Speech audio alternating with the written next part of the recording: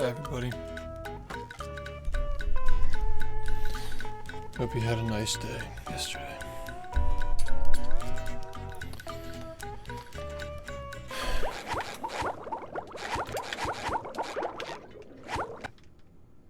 What's up?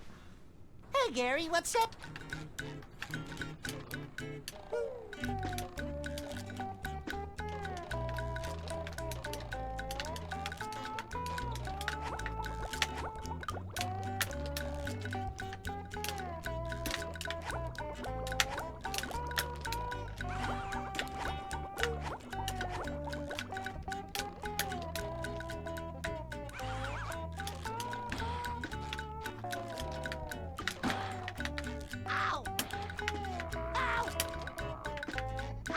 Yeah. Ow! Ouch!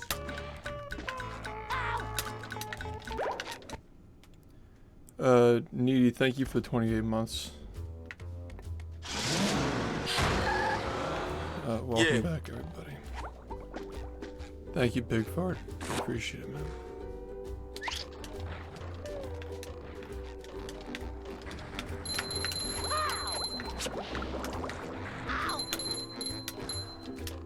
Number 1 in the Bikini Bottom scavenger hunt. 3 years running. Thank you. Got a lot of work to do today. Seems like the last few sessions we've been getting a lot of sub 4210s, so I'm not expecting that today, but be nice to come close again, you know.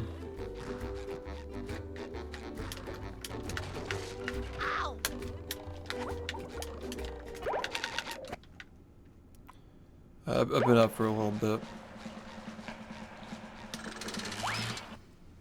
Been up for a little bit.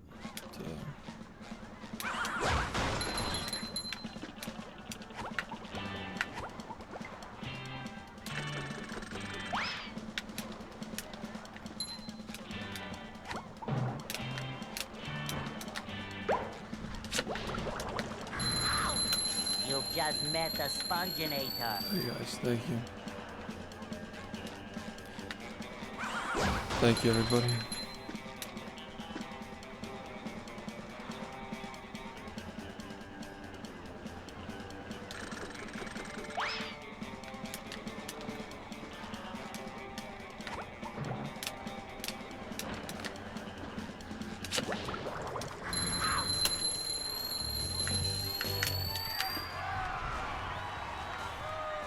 I'm ready. I'm ready. I'm ready.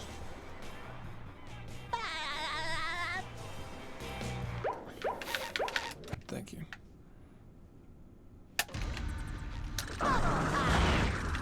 Thank you, guys. Thank you.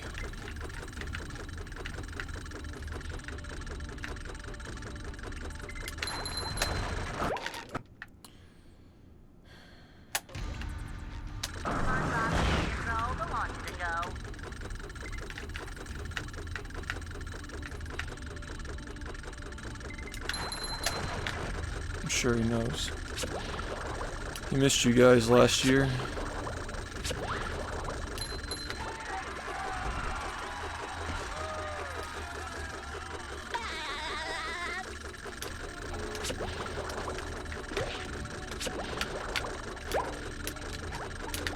His big finale was his subathon where he had all the costumes and stuff. Hey, Mr. Crab. He came on for his birthday. pushing a simple button is the most satisfying. Push, push, push, push. I definitely wanted to have him back on for Christmas, but like I said, you know, I thought the picture was worth 1,000 words. So I was also very sick at the time. I was genuinely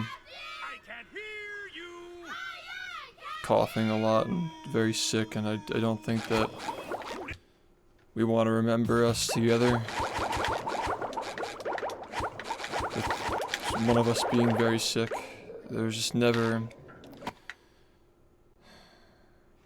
This winter, there's really just never been a time when both of us were healthy.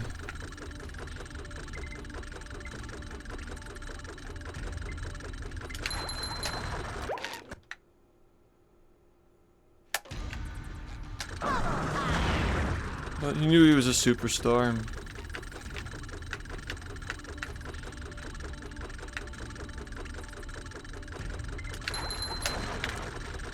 I was just, you know, downloading all of my photos to make sure that they were copied. I had two copies everywhere. I found a photo of him laying on the green screen, you know.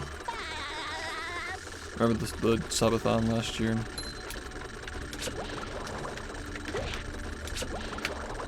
And he looked so happy to just be in front of the camera and just be a part of the show, you know.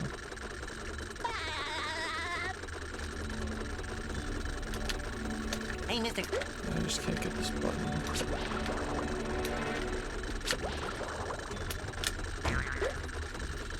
He was a real happy camper.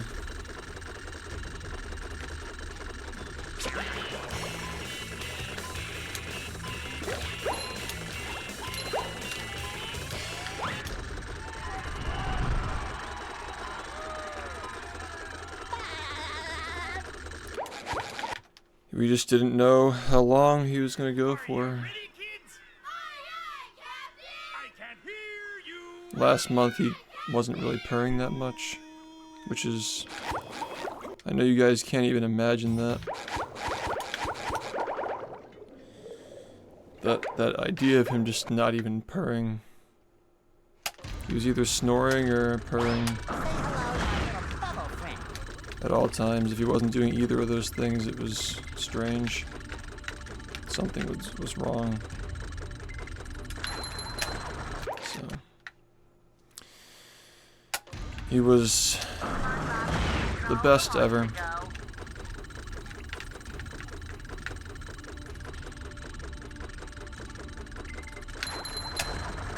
He would have lasted 10 more years if it weren't for the fucking cancer.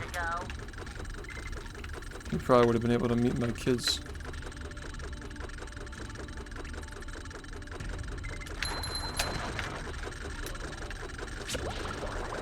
Just, everything about him was just so healthy, except for the fact that he had a tumor.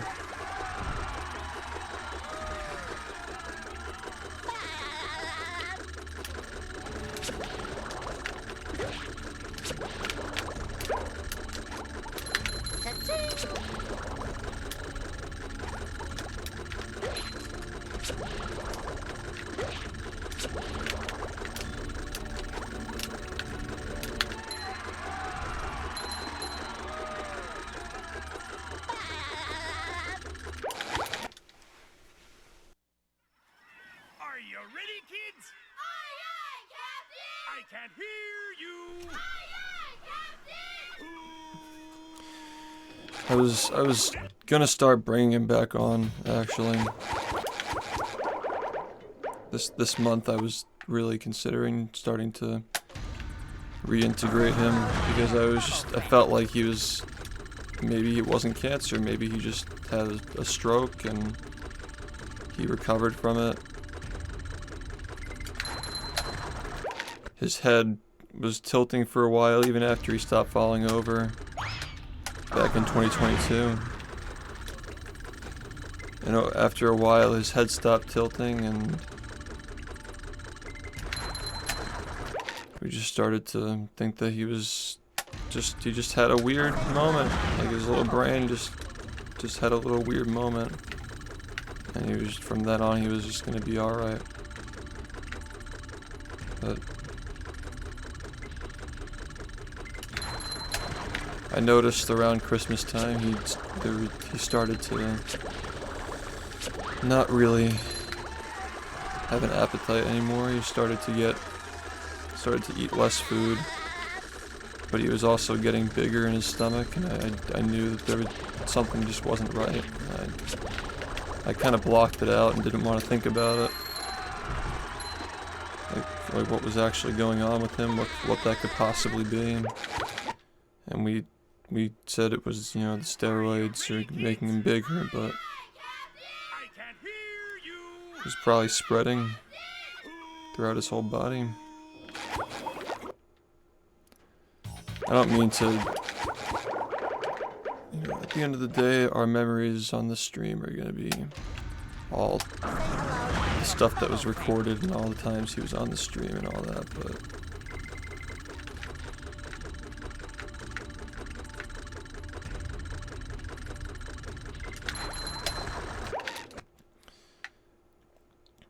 I think that part of his legacy is the fact that he survived so long.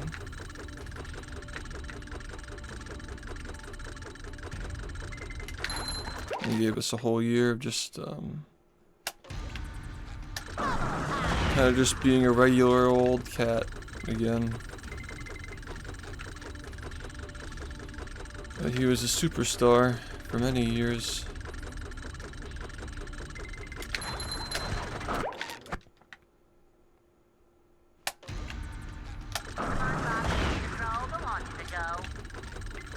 Many years he was a superstar.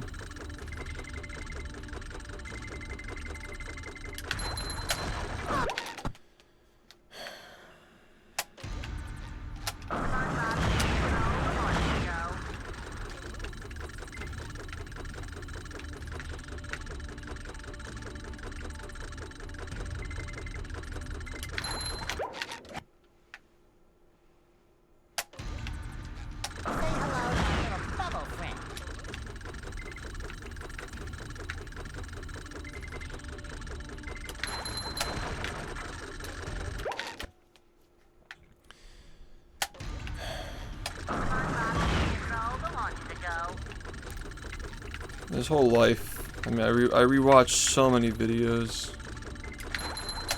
Just spent yesterday just digging through everything and rewatching everything that he ever did in his recorded history. And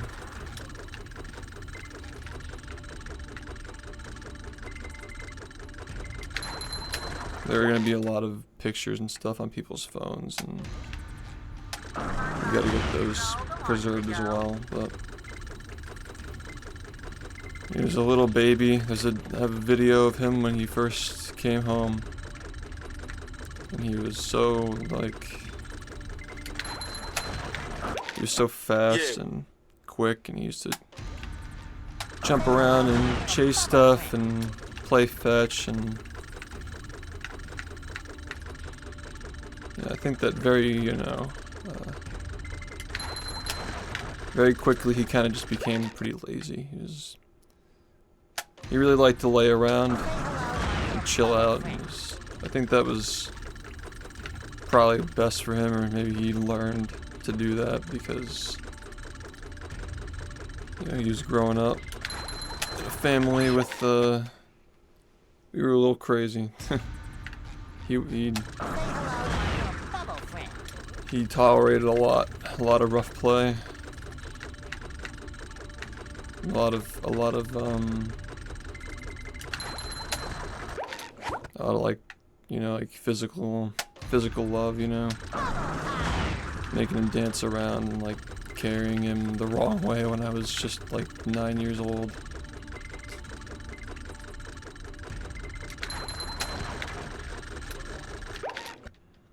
He put up with a lot.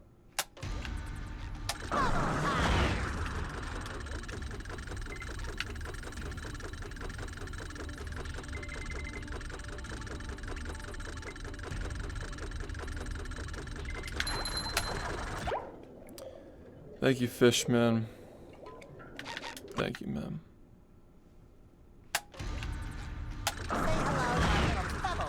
Yeah, everybody cared about him. People always asked about him all the time. See how he was doing.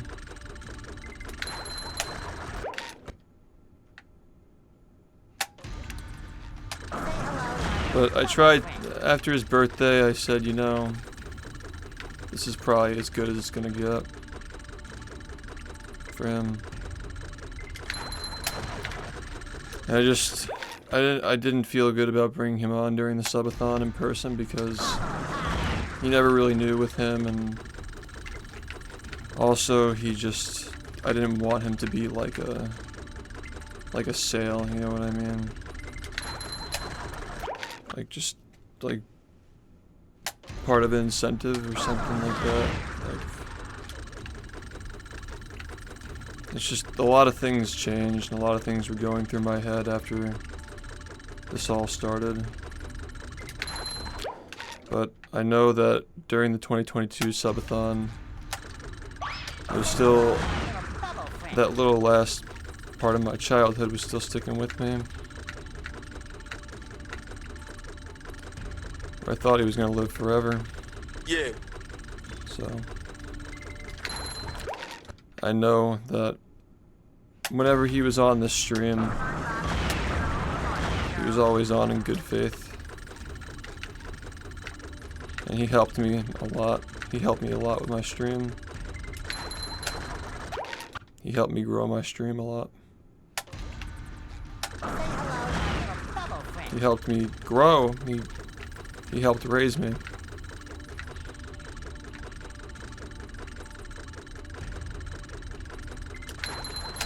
I wish I would have said this in that video, but he was kind of a parent too. He was also kind of a parent. He would babysit. Thank you, Dipey, for 17 months, man. Yeah, I mean, he deserves it.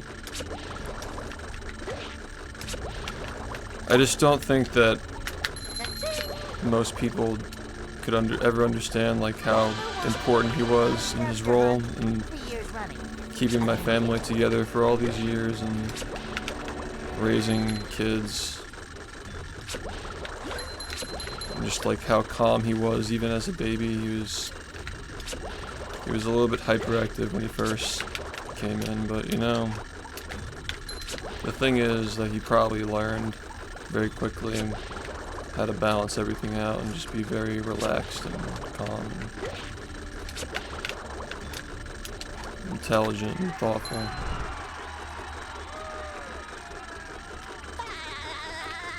You know, he definitely, he really felt that energy. He was just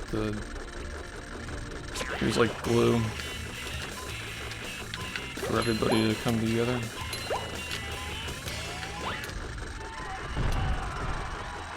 Thanks for the happy birthday,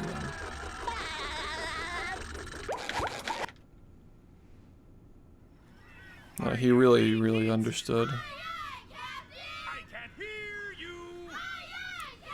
He was a very intelligent cat.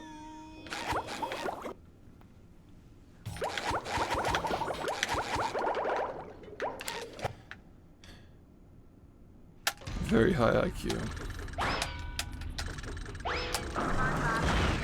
And when he could still jump around, he figured out how to open doors, and we had like this little like tree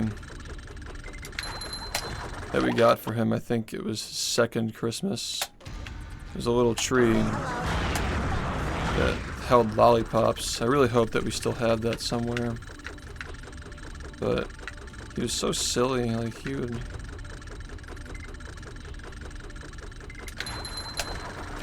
play fetch with the lollipops like they were mice. Like when he was little and his little tiny mouth couldn't fit like the little toy mice, he'd like, I think he liked the lollipops because they'd like make a lot of noise. Look what they were in the wrapper, obviously. You know, he wasn't eating sugar. That's not how he got so fat. But he really went through a lot, and he went through some bad vets too, and some okay vets, and I don't know, The first kind of bad advice that we ever got was that, like, when he was a little kitten, he really didn't like to drink water. Like, he was afraid of it, and he would tap it with his little paw. And, you know, we kind of thought that maybe when he was a little baby, he almost drowned before he was rescued.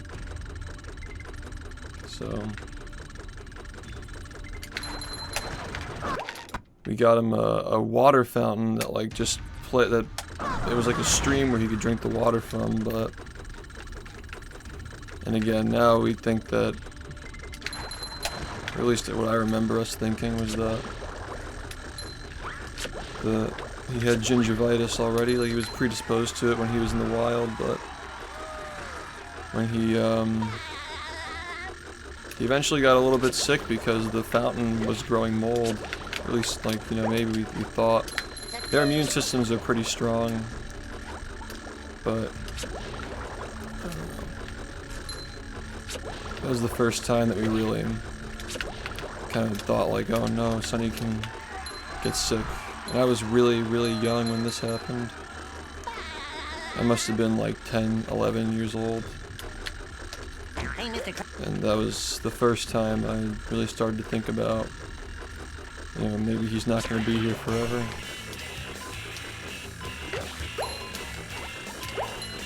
And for 16 more years, I just kind of always had that in the back of my mind. Are you ready, kids? Like that, you know. I can't hear you. We'd all have to confront it.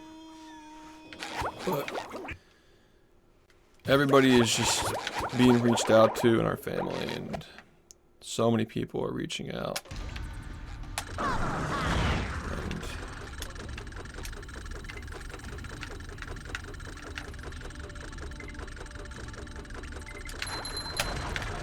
they all said he was the best. Everybody just universally felt and knew that he was the best. Cat owners could even put aside their own biases. Really just tell he was a special cat. He was like my team mascot in high school too. Hey, Mister. Yeah. I reached out to one of my friends who used to be on my team. We still talk. We're still buddies. So I let him know, and he pointed that out. Like, you know, he was really like a mascot for us.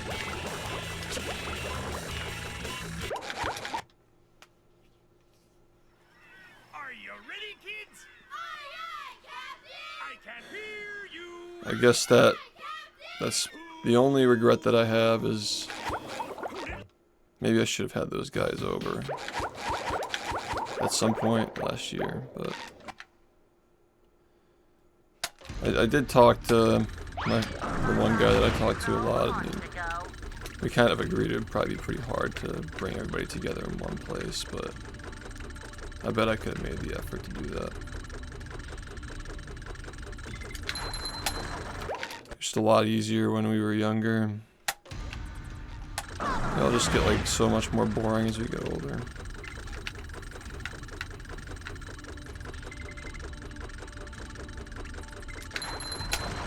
Guess that's why we have kids, right?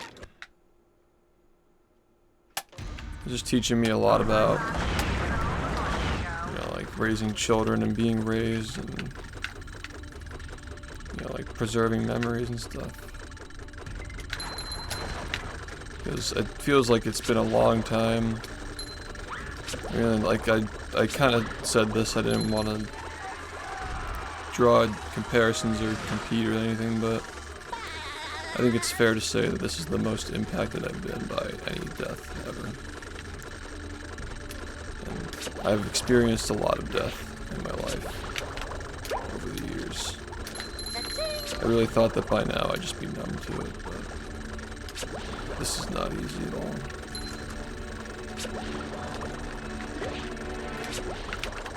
Especially because, you know, I know that he knows, and the way he communicated physically and non-verbally, like,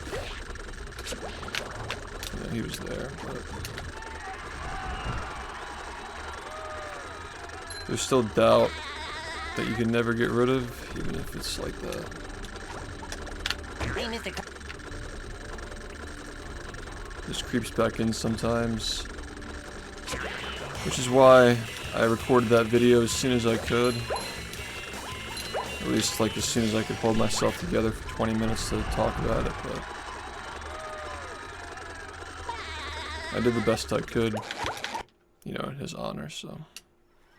Are you ready, kids? Aye, aye, Captain! I can't hear you! Aye, aye, Captain!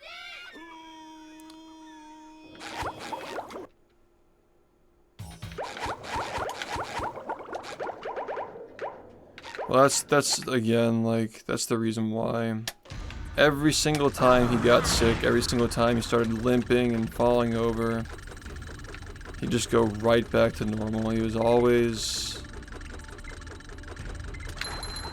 I tried telling him that. Like, a lot of the things that I did, when I tried to get him to walk up, to stand up and walk, and I'd massage his legs, and I didn't know that there was severe blood clotting. It was just every other time that he acted that way, he was just having a bad day. And I'd massage his little legs, and he would be back to normal. And I was massaging his little legs and trying to get him to follow me and walk around. And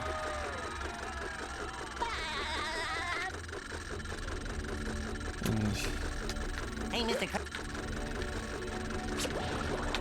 I think it became,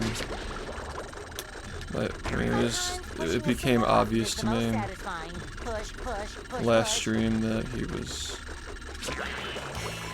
there was something very wrong, and I knew that he was gonna at least, you know, require a visit to the vet or. Are you ready, kids? Aye, aye, Captain! I can't hear you! Aye, aye, Captain!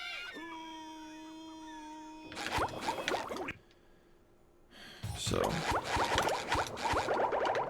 I just I couldn't treat him like he was gonna give up or not make it. I couldn't treat him like he was, you know, I had to keep him his dignity. Till the end, I treated him like he was gonna just be okay. He was just gonna miraculously heal for the 30,000th time in his life. That he, like I said, he got almost twice his lifespan from the first point where he almost died. When I was growing up, if we hadn't constantly been watching him, he would have died when he was 10 years old. And if we hadn't constantly been watching him, he would have suffered probably. But we were very perceptive to every little thing that he was doing, and spent so much time with him and visited him all the time.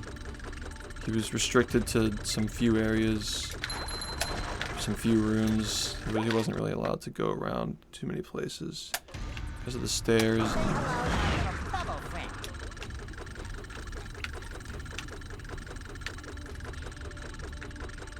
He was always really curious about my streaming room, but I don't think that was about the room itself. I think that,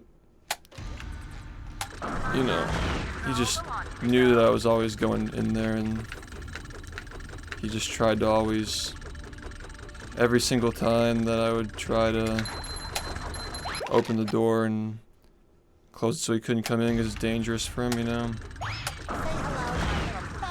You'd always try to come up with some new creative way to, like, kind of camp out by the door or pretend like he wasn't paying attention and just stand up and start running over to the door and try to stop me from going down without him.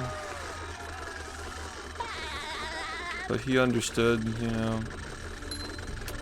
We all have these responsibilities. We have, you know, there are a lot of people, just like Sunny made a lot of people happy.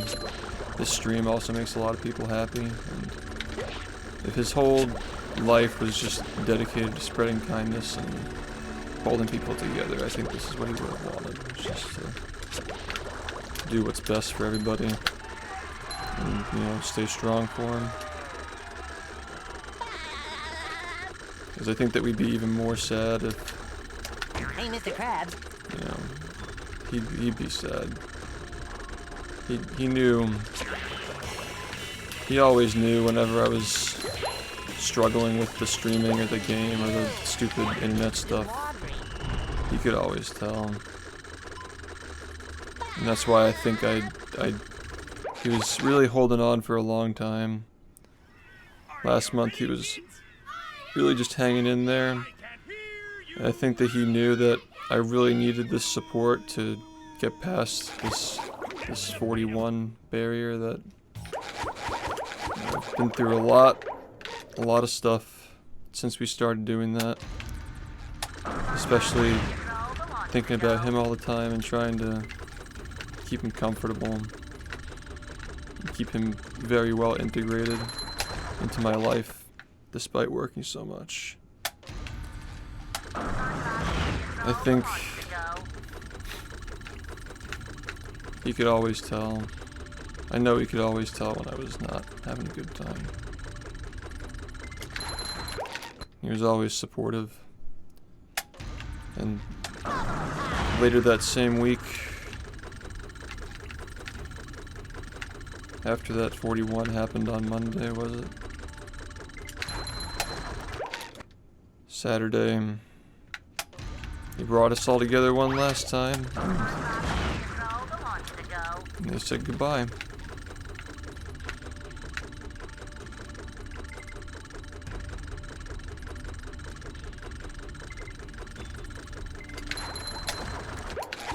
But he knew Hey, Mr. how important he was to me and how important all these things and parts of my life are, and he was very supportive of all of it, so. He was just a fantastic sport. There's times when he would just sit on camera for sometimes hours. We did like a full Sunny stream one time, didn't we? And he just sat for hours and hours and hours, right? I think it was at least a couple of hours.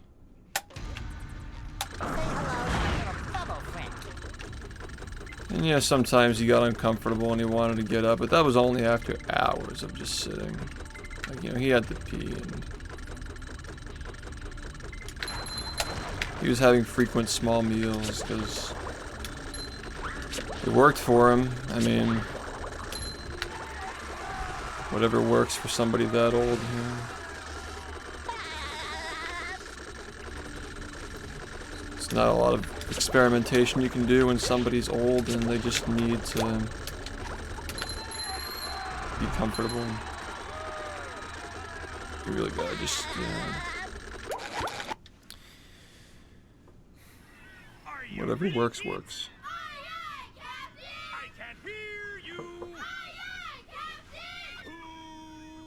That's why I don't have any regrets about, you know, it's really tough because I really thought that, you know, spacing out his meals more could have helped keep the cancer from growing, but, you know, his blood sugar was also a problem too, so you can't do that to him, and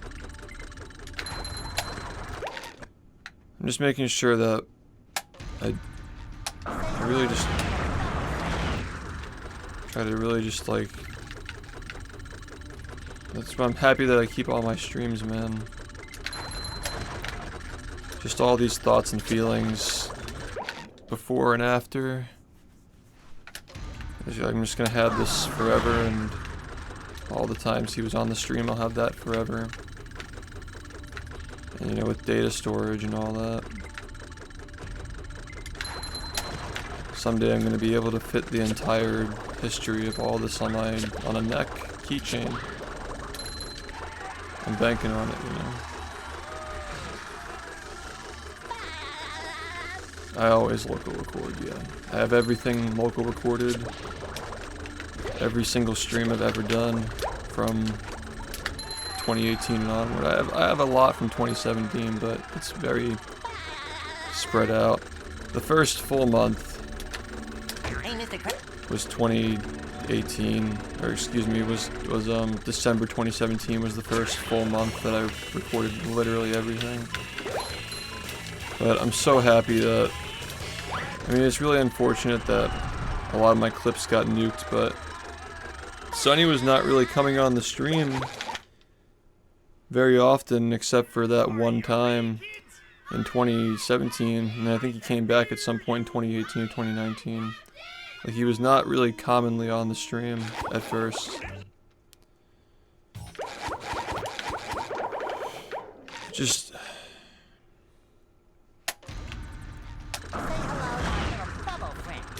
I know that a big reason why I first brought him on is because I wanted to make sure that that memory was there. And then he just kept going. And I just thought he was gonna just live till he was like 24 or something like that. Imagine if he had 6 more years. That would have been even crazier. But I don't think that 6 more years, the way he was, not being able to go upstairs anymore, go up and downstairs, and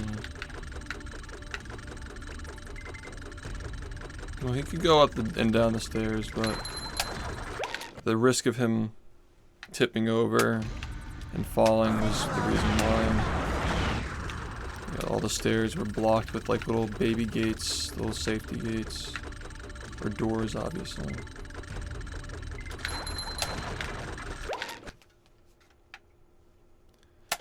It's got to be at least like 80 terabytes, but I probably only used like 60 terabytes maybe. It's a lot. Like, a lot of years we got by with, you know, lower storage because of, you know, like the bit rate was lower, but I stream at a really high bit rate. I actually recorded an even higher bit rate than I stream. It's like a 10K adaptive, so I go through the hard drives much faster now. That's for sure. And Subathon really eats them up. I stream at 8K though. Thank you, man.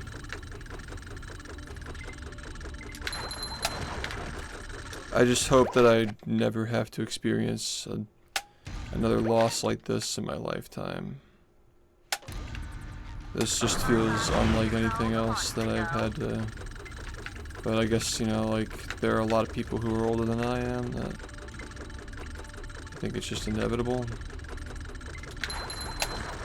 And I think it makes sense for somebody as unconditionally kind as Sonny to teach me that lesson.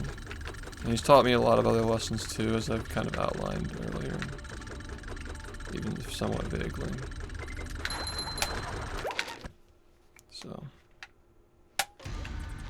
I can say for myself personally and on behalf of everybody, thank you, Sonny.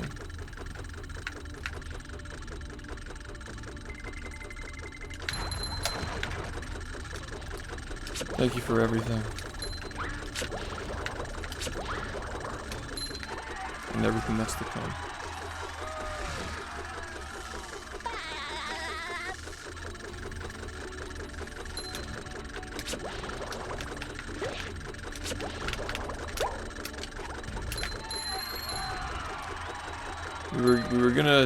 We were thinking about burying him in the outside the house where he grew up, but he was an indoor cat, so He never really. I mean, he was out. He was out like to sit on like the like little outdoor area that we had. We had brought like a little baby crib, and he would like sit in it, so he couldn't, you know, go run around or get attacked by anything. He liked to sit on the chairs and like absorb the sun. So he did like outside quite a bit, but ultimately, you know, there were a lot of wild animals that were, you know, we don't want him to get like unearthed at any point. And that was one of the concerns, and we want him to kind of, you know, stay with us wherever we go. So ultimately, we decided that cremation was the most appropriate thing to keep him with us in spirit. We're gonna, the current idea is that to make like a little like time capsule or like a preserved tube or something to like put stuff that we still have that was important to him, and, like photos and stuff, maybe some messages.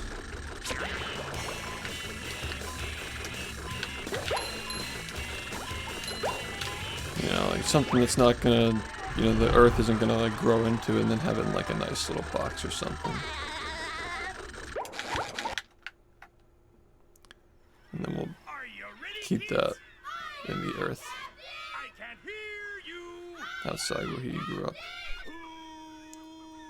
From 3 months to 17 years and 9 months.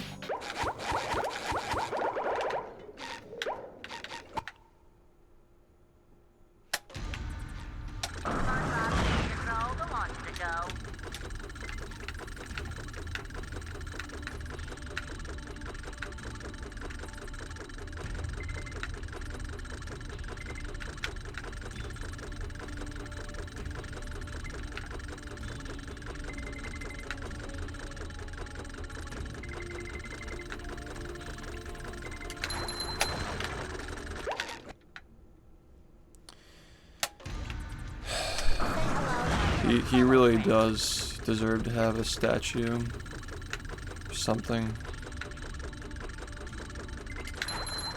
somewhere.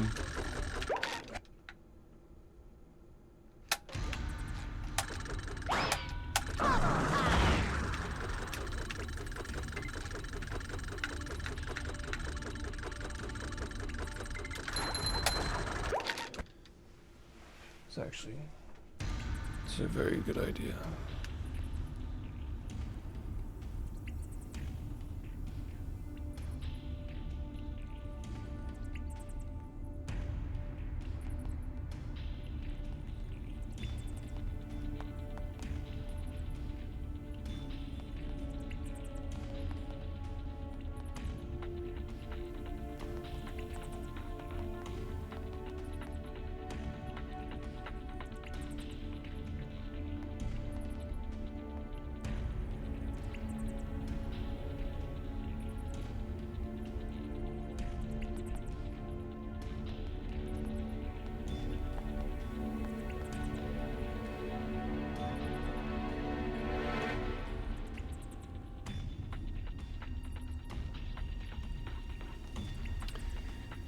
It's a really sweet idea. Yeah, that... I know it's not my place to comment on how people deal with loss, but I feel like that's not something that we would have done, because it feels like it's more for us than it is for him.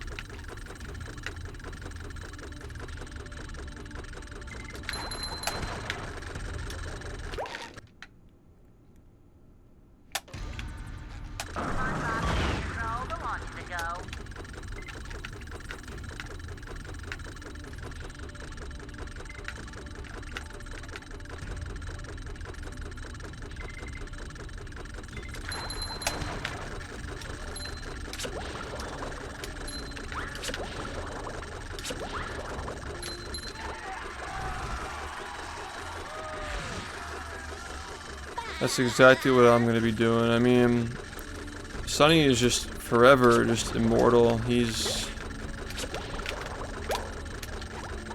on the internet. He's immortal, at least, you know. But Hey, Mr. I really like that idea to make a little statue of him.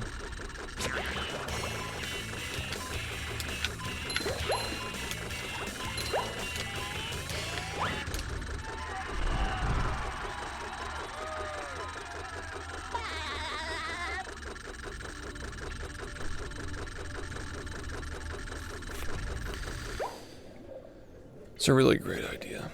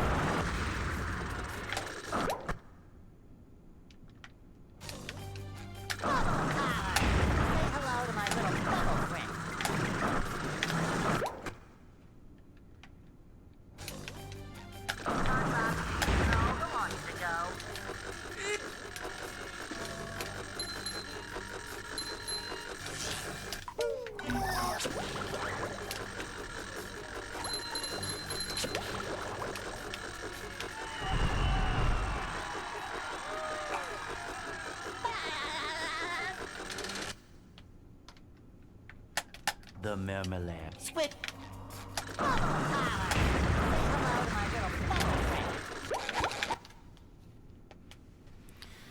Are you ready, kids? Aye, aye, Captain! I can't hear you. Aye, aye, Captain!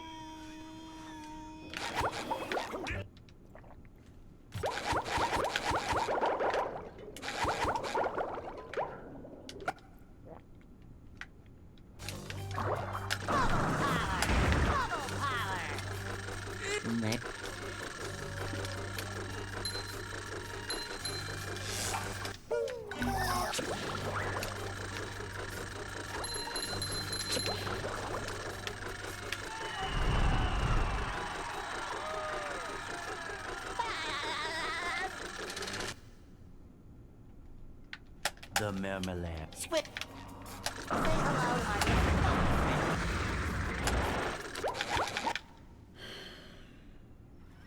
Are you ready, kids? Aye, aye, Captain! I can't hear you. Aye, aye, Captain! Yeah, my mom did that with our pop. He The marmalade. Squid. he left her voicemail one year for her birthday. But before, you know, the landline got removed, I can't hear you. she recorded the memo on her phone. Would have been nice if we could have just like downloaded it. Yeah, I'm sure we could have if, you know. The marmalade. Squid. Say hello to my little bubble friend. I think the fact that it was just her way of doing it makes it more special. Like she was the one who recorded it, even if she wasn't like super tech savvy. You know. But I'm definitely gonna yoink her phone. Obviously she's gonna be there with me, but I'm trying to download all of the videos and stuff she had from her videos she had of him.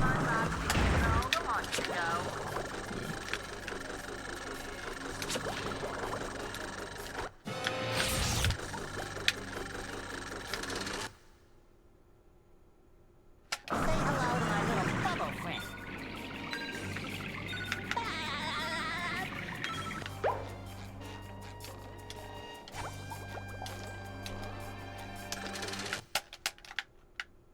Get. Say hello to my little bubble friend.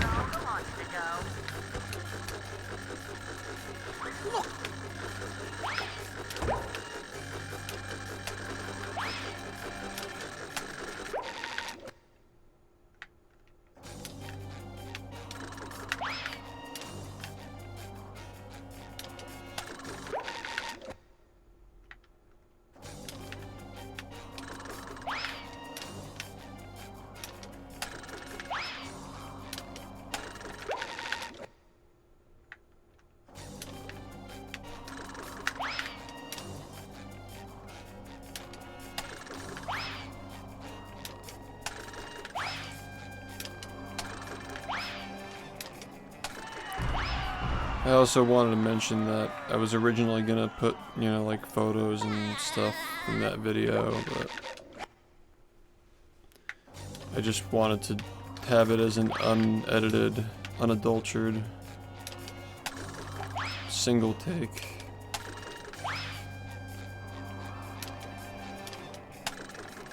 Matter of fact, I really think that I should make a copy of that. Just be very careful.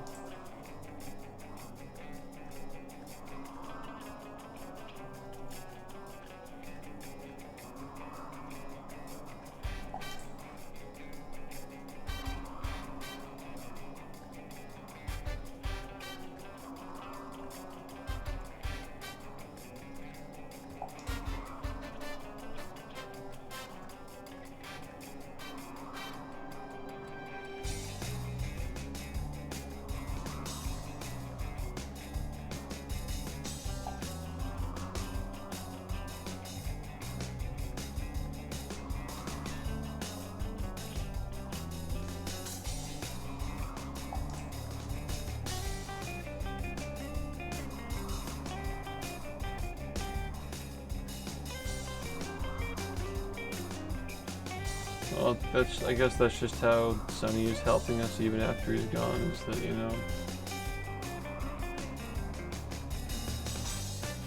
he's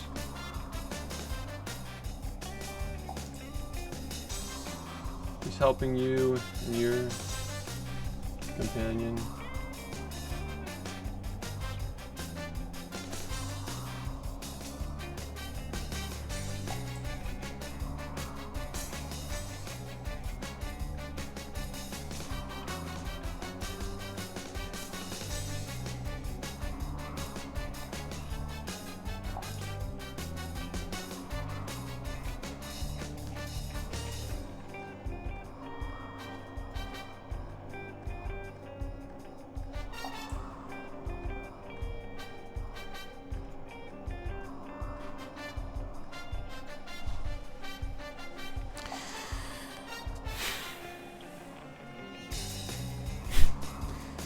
You know, I always thought when I was growing up, one of our neighbors who had a lot of parties, their cat was this big, old, fluffy, he was a big cat, long tail, and I looked, this is before I had Sonny, by the way. Before I met Sonny. And I was like, man, that'd be so cool to have a cat like that. Just someone who's just like, he's just lived a long, good life, and he's this big, fluffy, loving thing. Just like a king, you know what I mean? Like the real king of the neighborhood, you know. And then, you know, when Sonny came into my life, that was, you know, aside from like thinking about like someday we're gonna have to confront hard things together, but I knew that he'd be the king someday. Just the oldest cat in the neighborhood.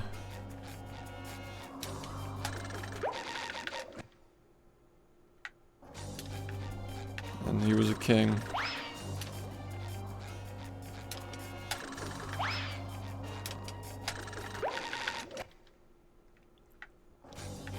He sure was. Not even just his size and stature and wisdom, but he was also just loved by every single person in the neighborhood who knew him.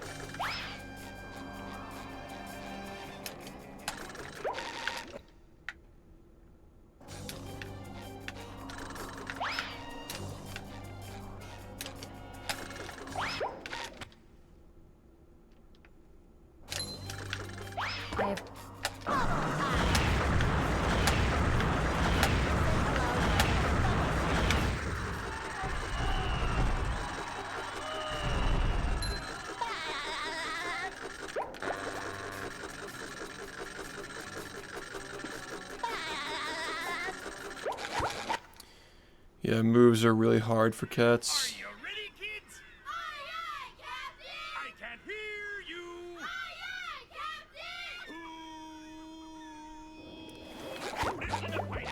An exact, yeah, what we were talking about is like, you know,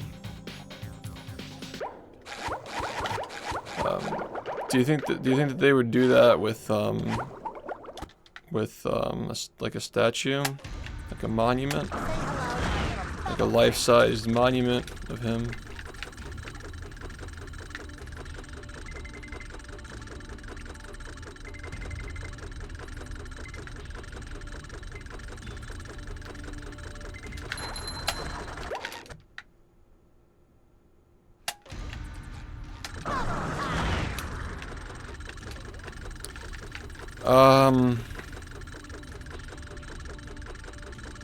I'll reach out to you if I think about it. Thank you, man. I just like, yeah. Thank you. I'll let you. I'll if I think about it, I'll let you know.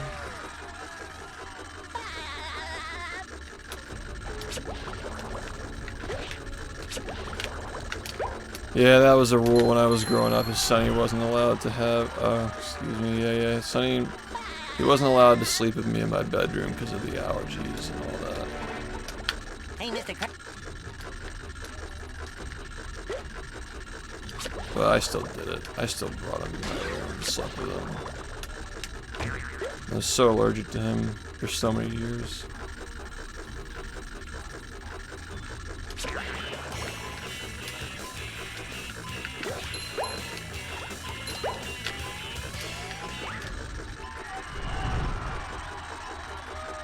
Nah, we just been practicing.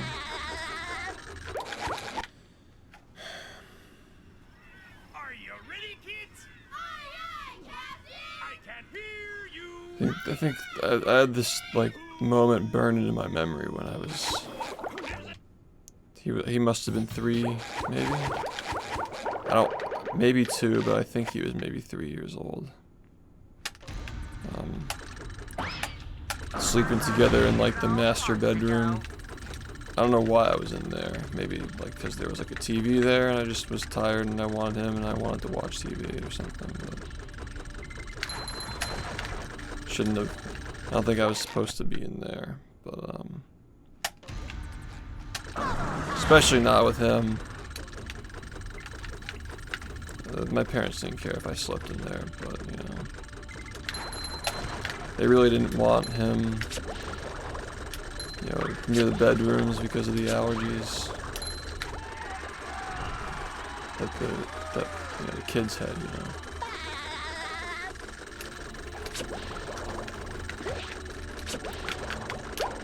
know. And I know that it was probably all just in my head, but he kind of I felt like he stopped breathing for like a second or two, and I think that was the defining moment that really like changed my view, and you know, for the next nearly 15 years, I was always just making sure that he was alive every day, even as a little kid.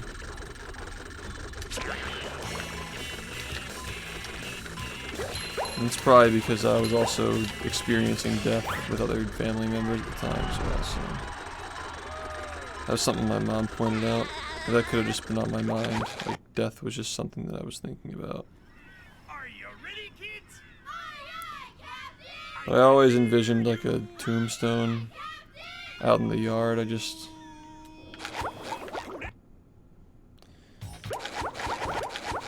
guess it makes the most sense to do that for him, but put sentimental things into the box that we bury and keep him with us. And then maybe spread his ashes somewhere someday.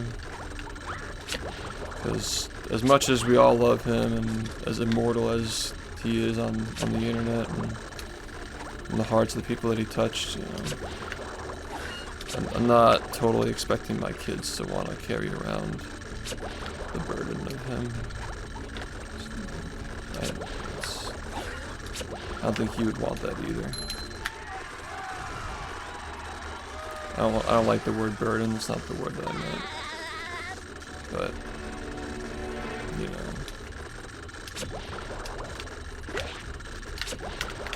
I didn't know the cat that my mom had before.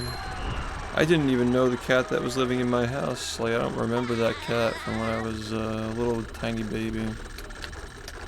Hey, Mr. But there was a cat living with us. I didn't know him. They got rid of him because he got really upset after we moved to the place where I grew up, so that was, you know, a big reason why Are you ready, kids? I really I can't hear fought hard and argued to not have to take him out of his home before he went. And he did live out the rest of his days. He had to be rested in a really comfortable, sweet little room where it wasn't, you know, it wasn't his home, but Say hello to my little bubble friend. he was with us, so, you know.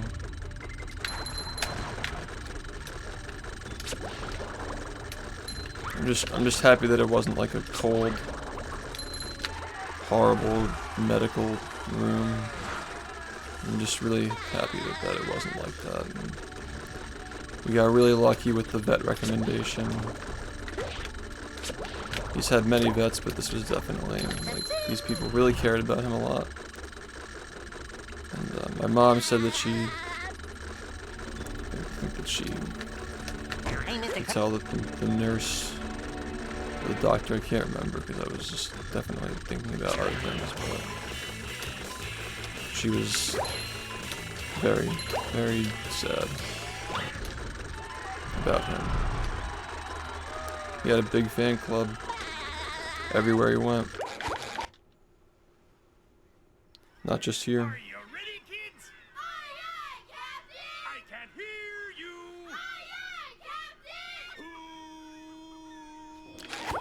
Like, I really just can't drive that home more than I already am, you know?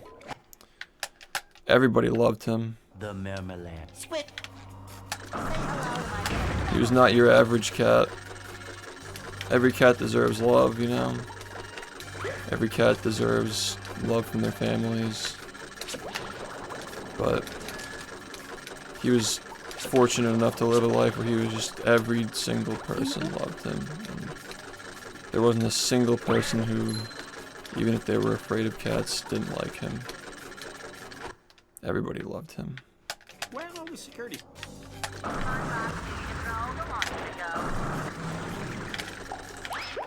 And that was just driven home even more by how many people reached out to us when they heard.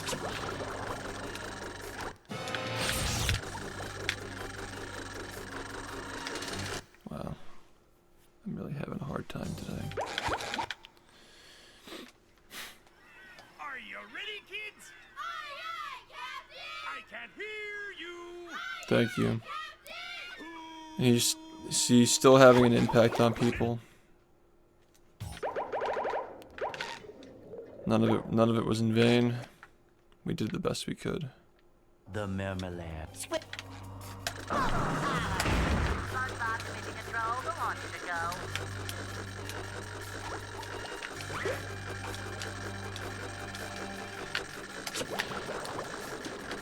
I know that he wanted to support me until I got over that barrier one final time, just like he supported me for all the other ones. He really just hanged it. He just held on for just long enough. Are you ready, kids? Aye, aye, Captain! I can't hear you. Aye, aye, Captain! I'm just really happy that I got to share this with him. Hey, Miss. This is something that means a lot to me, so. The Marmalade. Squid.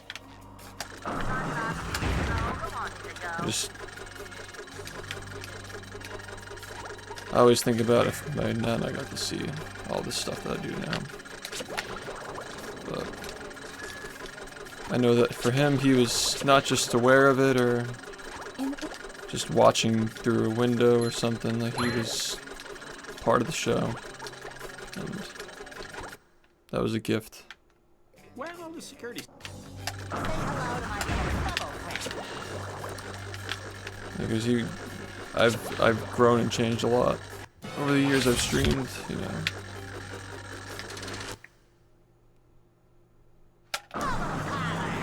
The privilege to be able to do this has been like a second childhood almost. It's like a second childhood with adult responsibilities. And feels like he grew up with me twice. It really feels like he went through two childhoods with me, and one was enough of a gift.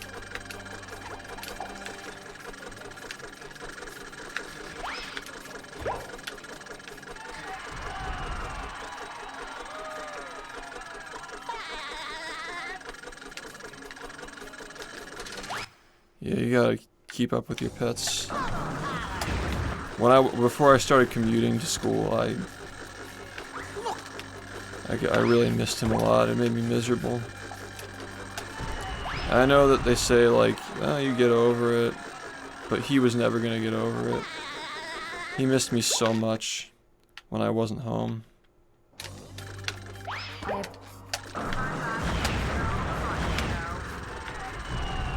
He missed me so much whenever I was streaming, but I had to do my best to see him as much as possible, even though I had to stream every single day. You know, I still have to be me. He wouldn't have wanted me to just not be myself, so. He was always supportive. It made him sad that he had to wait for me to finish every day. Sometimes he would wait for me to finish, but a lot of times I would always make sure to come up and see him.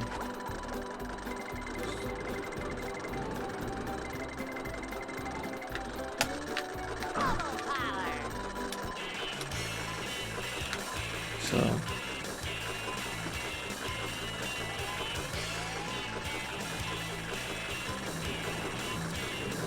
he really was the best of all of us, man.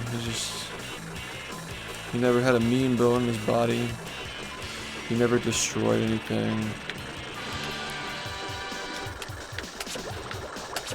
He never, unless he was having a real problem, he never ruined anything. Like a carpet or something like that, like along those lines.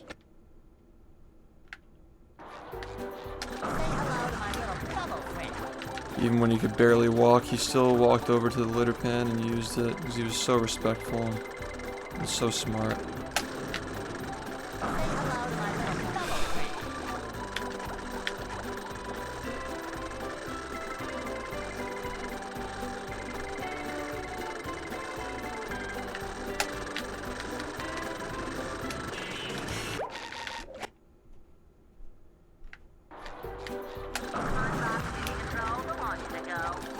And everyone's gonna miss him.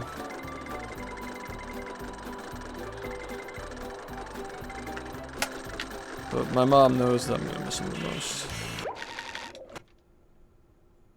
And that's a lot coming from her to say something like that. Because they were extremely close to him. And she always told me that he just wanted me. And like he'd always be looking at me even when she was holding him, you know. Whenever I was in the room, he would always know I was there, even when he was losing oxygen and struggling to breathe. The night or morning leading up to 12:28,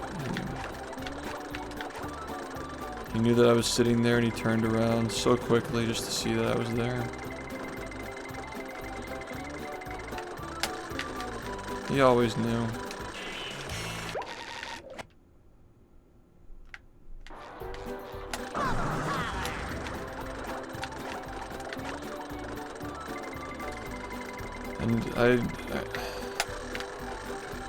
And it didn't really hit me until I rewatched some videos I took when I was a kid. I used to record a lot of videos when I was a kid. I was like fascinated by it. Funny enough, I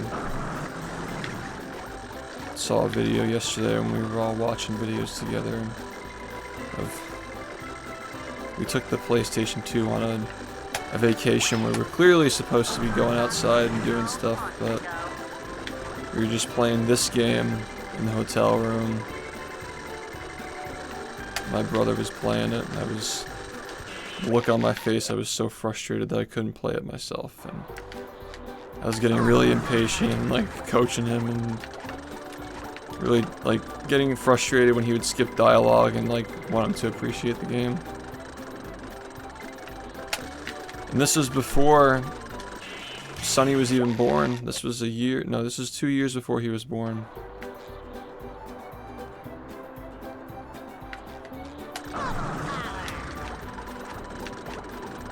But I didn't mean to get off topic. It really didn't hit me until I saw a video of him when he was a little baby. Maybe he was like the equivalent of like a teenager or something. I had to go back and look at what date it is for myself. But at some point when I rewatch it again, yeah, I'll definitely be going back to this stuff.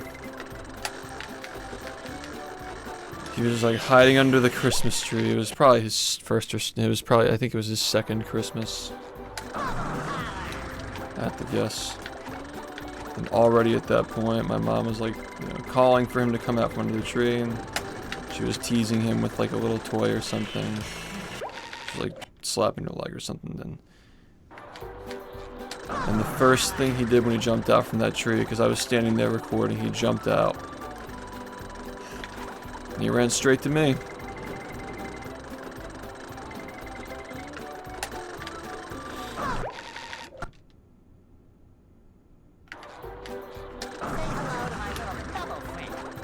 And of course after brushing by my leg, he went over to my mom and did it too. But she was right the whole time.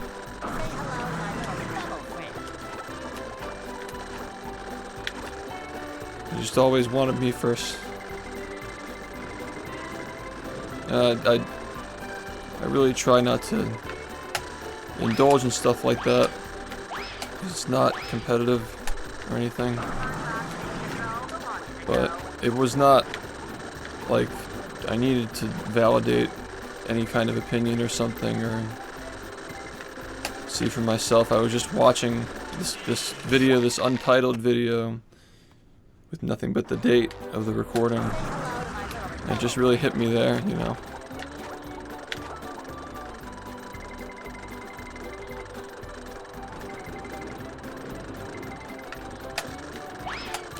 But for most of his elderly life, my mom was really spending the most time with him and taking care of him, especially after I graduated high school. She said to me that, she called herself the second choice. I know she was just saying it in jest because he loved her too, but she kind of took over, Like she said that, in her words, he adopted her after I left for a little bit. I just have to thank God that I ended up streaming, because I don't think I ever would have come. I mean, maybe I would have, but I know that what ultimately got me to come back home and start commuting to school was because I needed the, you know, I needed to make my own studio and have the internet stability and all that, my PC tower. When I took this more seriously, I know that Sunny was part of that too, but I like to think that maybe I would have still come home anyway, but I know that it balances out because when I did come home, you know, I think that was the real reason why Sunny, that was one of the many reasons, if, you know, obviously knowing after his episode where he was having a real problem with the diabetes and he had to go to the hospital. I knew that the time was limited and I wanted to at least, like, preserve him on the internet because I knew that my stream was going to be successful. And I didn't use a webcam until 2017, so I was living at home. I had the webcam. I was integrating more of my personality into my stream and like my life and stuff. Maybe a little bit too much at some point, but we're not gonna talk about that. But that is what led to him being on the stream for all those years. All those things put together. Yeah, it's just like 2016 was like the beginning of another childhood for me in so many ways. Just making all new friends on the internet, and Sunny soon after becoming a part of this whole new life that I had. Entertaining people and focusing on a new hobby. I basically dropped every part of myself. I dropped everything to give this all I had, and the one thing I had to bring with me was Sunny. He had to be a part of it. I think that's why this hurts so much, is because I feel like I've lost so many family roles, like I said, you know, like a brother and a son, and even like a parent. He was like a parent to me for a little bit, because he was, you know, he's a cat. He was maturing faster than I was. He was already an adult at one point. And he took good care of me emotionally when I was growing up. So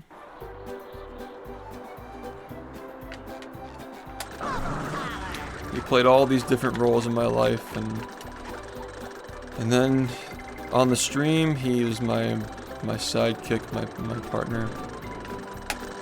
And he even got to star in his own show. Many times he did.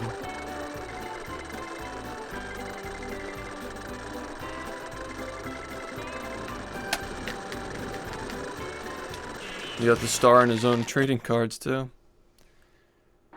And you guys have I've already shown you on stream the trading card that I had him autograph, the original print. Yeah, well, I'll be back with him someday. I know he hasn't left, but I mean, maybe there are two different things you're talking about, but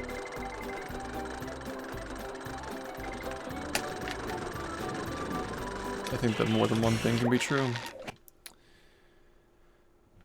But I've decided that I want to hold on to. I'm still willing to trade the first print of the legendary card for a Hollow Legend because I wanted to collect all of them. But I was still kind of just living in a fantasy. I was in denial. When Sunny, I mean, it's the dissonance of just in and of itself, just really being in a rush to get that footprint on that card, to have him autograph that card, trading the original print of his card. I was in a big rush to get that and make sure that he could do that. Ink his paw. I think I touched it up a little bit with my finger. Something. I think I used something like the end of a pencil or something to do it. Like one of those mechanical pencils or something. Like the popper end of the pen. But that needs to stay with me. I really wanted to give it away to a fan and make somebody really happy. But I think people will understand. And you know, maybe I can't do this. I was saying maybe we can just like try to duplicate the paw print and we can print it onto the new cards, but I don't think that's right. It's just a shame that he couldn't last a couple more years to make it to 20 years old and autograph the cards. He would have been autographing hundreds of cards. It all just gets sent back and distributed to everybody and all that. But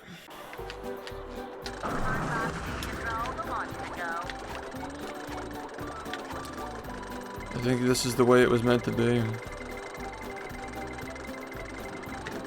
Because he lasted so much longer than anybody ever thought he would. In such great shape. Up until this year, he was perfect. And even up until, you know, like around like Valentine's Day is when, you know, I didn't really start to notice it. Like I noticed it around Christmas, but that's the consensus, is that around Valentine's Day is when he really started to struggle a lot. Little by little tiny things were just breaking down, and I heard some stuff that I didn't want to listen to, and I always knew, like, deep down he would make it, but I always knew deep down that it wouldn't be forever. So, like I said, he was the best, he was the strongest of all of us, and I can absolutely concede that to him. He handled it better than anybody. He was a great sport. Even if he was in even a little bit of pain breathing the way that he was being held. So we didn't know that, you know, like what happens with the condition he had, like holding him upright.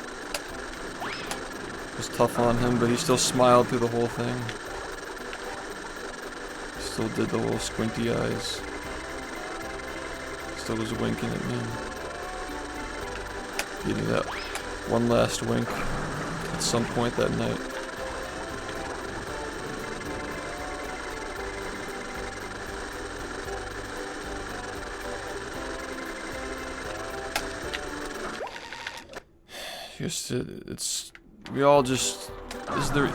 I know, this is the reason why I recorded that as soon as I could, just so I could see how I felt before I started overthinking it. And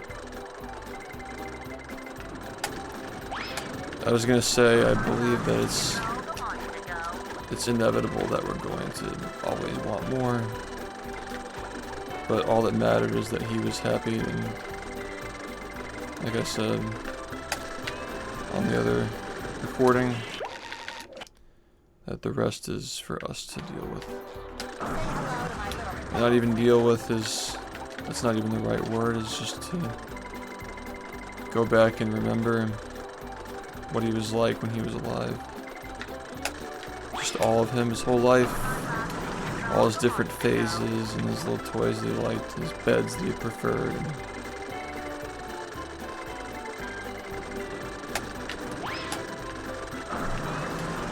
Every bit of him was him, so gotta go back and I'm so thankful for recorded video and pictures and stuff.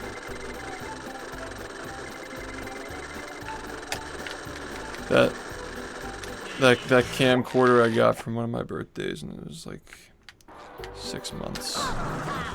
Excuse me. 2 2006 is what I meant to say. I might have gotten it for like Christmas in like 2006, I think, yeah. What a beautiful gift. It was like a lime-colored camcorder. And so much of those videos, so many of them were recorded on that camcorder. I wonder if I still have it. I think I might still have it somewhere. But there's so many videos of him. And we were watching like birthday parties and stuff. And we threw him a birthday party for his first birthday. The whole neighborhood came over and celebrated his first. You ever seen a birthday party for a cat? Like I really mean it when I say that he had a profound impact on everybody.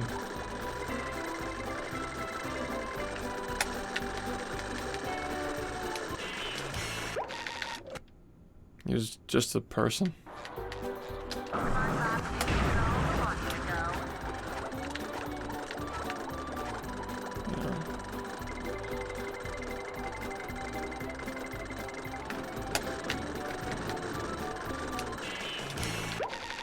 I really don't say that lightly, whatsoever.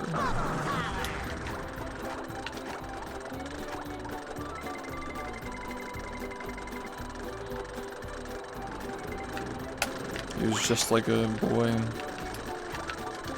like a little tiny cat suit, you know.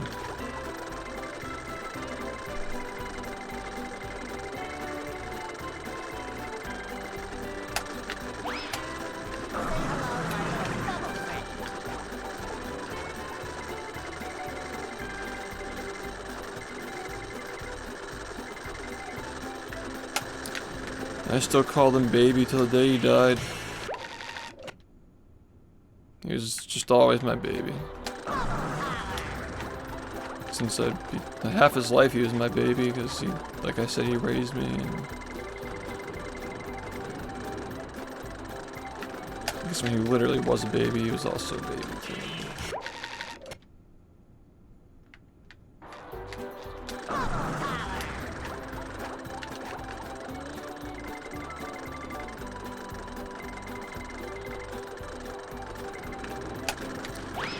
Could never let him get old in my mind. I always had to give him that dignity and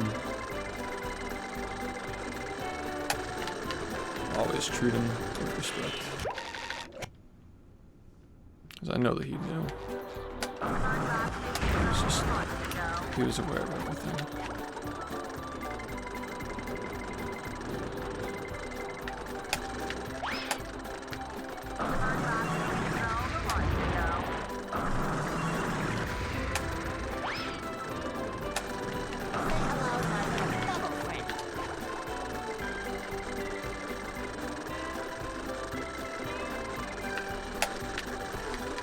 Been holding. I gotta use the bathroom really badly. So I'm trying to like really make sure that all of my thoughts get out and recorded.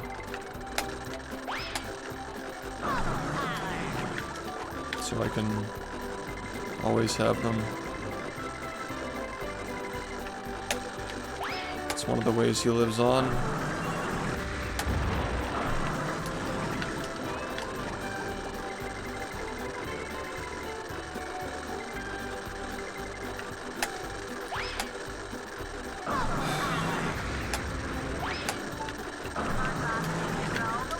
I'm sure that the rest of the stream there's going to be a lot of memories and stuff.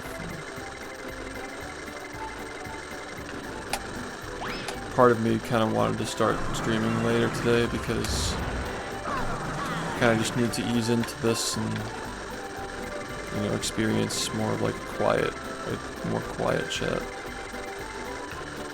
Just little by little, you know. I still want to stream, you know, I have to continue doing what I do and staying strong for him and all the people who loved him and loved the stream and all that.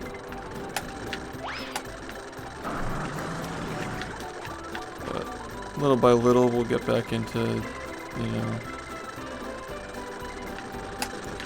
get back into form.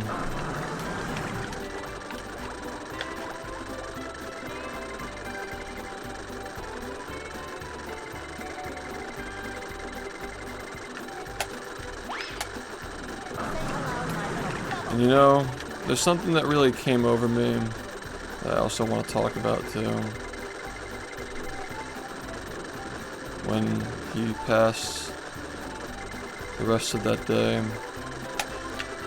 I was really just feeling like being unwarranted. Like,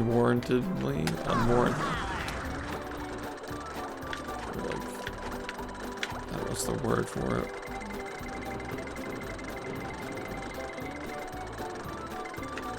Unyieldingly, maybe.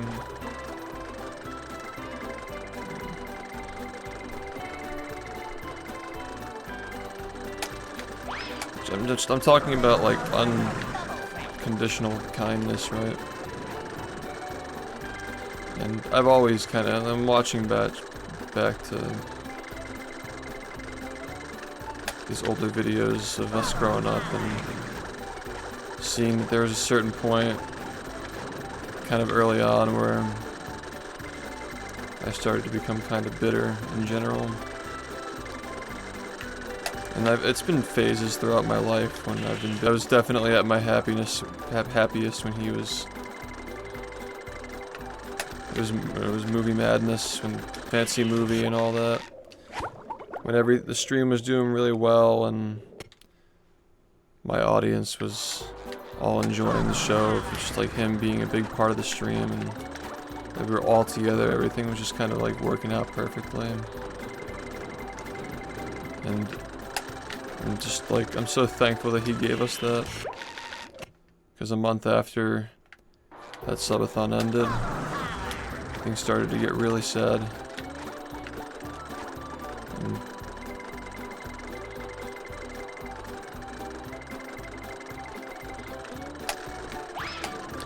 he had a really big few years, you know, like 2021 was a big year for him. He was on stream a lot in 2021.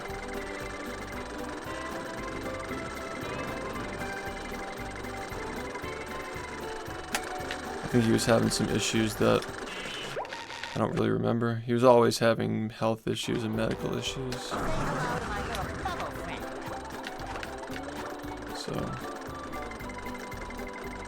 after a certain point, you just kind of expect him to always pull through and come back stronger. But everything has to come to an end at some point.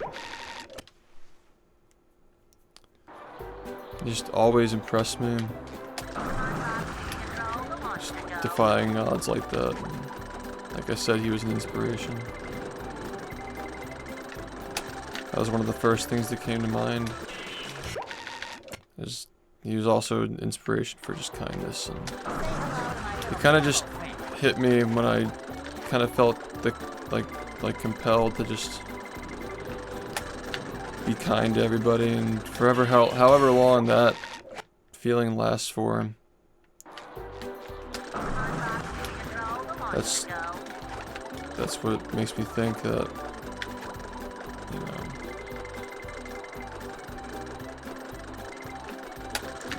I used to always feel like people who were just kind to everybody were just fake. But that really just expanded my perspective, and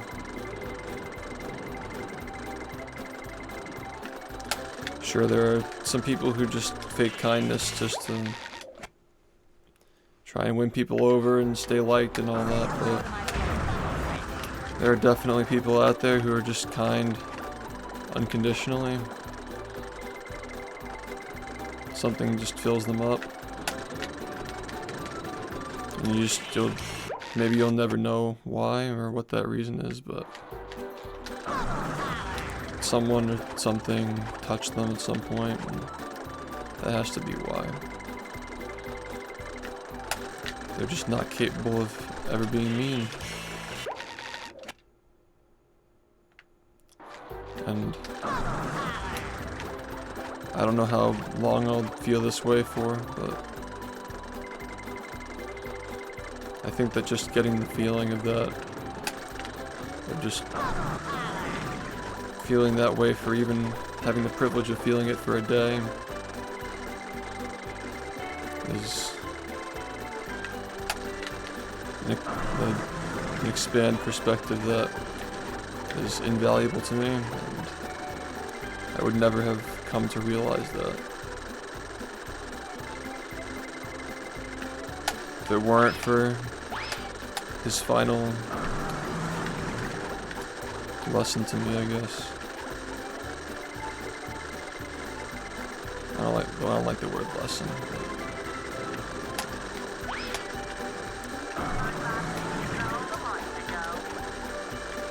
That's what he left with me.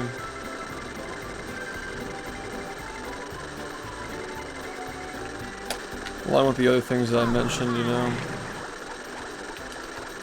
a lot has happened in my head over the last 24 hours.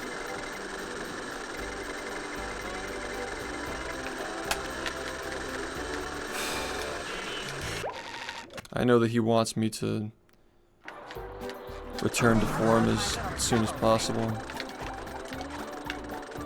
He always would come over on the same couch every day. Even when he was older and less alert, he still just knew that I was sitting there. And he'd walk over and he'd get picked up and held until he was uncomfortable, which I remember a recent time I didn't put 2 and 2 together with the breathing thing, but it felt like it was starting a little tiny bit. And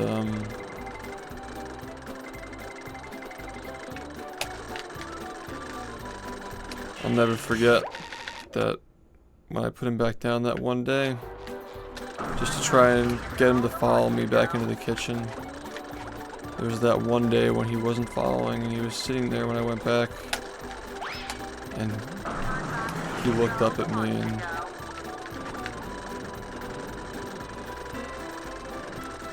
and so I picked him up and I brought him with me, brought him back to the kitchen.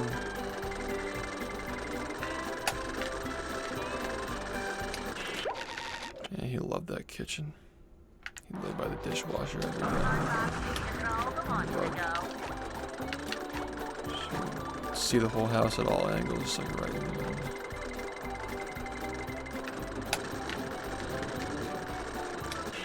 You know, I never really thought about this, but that green screen that I did to put him on the show last year during the subathon, that was my way of keeping him around and keeping him as part of the show even when he was retired. I laid that green screen in front of the washing machine, and that's where he slept. So I'll have that green screen forever, and if you really think about it, he can always rest in front of that washing machine. I bet the green screen was pretty comfy too. It's like a little blanket. I like to lay on his blankets and towels. You throw a towel down on the floor and he'll just walk over and start sleeping on it. Towels are always very new and interesting to him. He liked cardboard boxes, he liked pizza boxes. Even well after the point when he was kind of over the cardboard boxes, I still, whenever I got an Amazon package, I would always just open it up and cut it open so you could walk into it and lay in it. After the point where you couldn't really step over things that well or jump.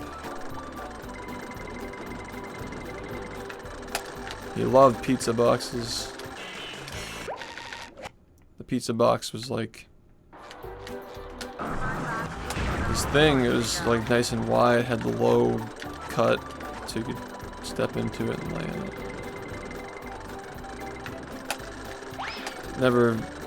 Never a short supply of images and videos of him in a pizza box.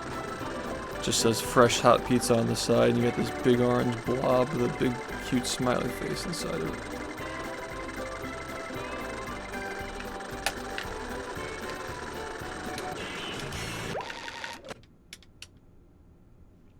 I used to make forts for him Hello to my little bubble friend. out of the boxes and stuff.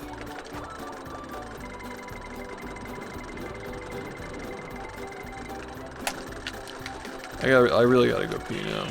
So I'll be right back, okay?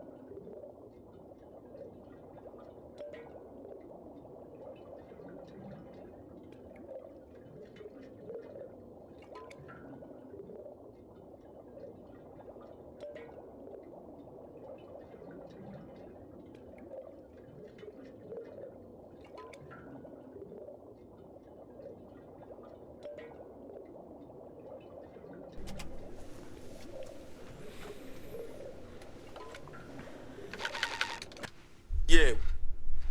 Yo, jerk, thank you for the 11 months, man. Hello to my little bubble friend.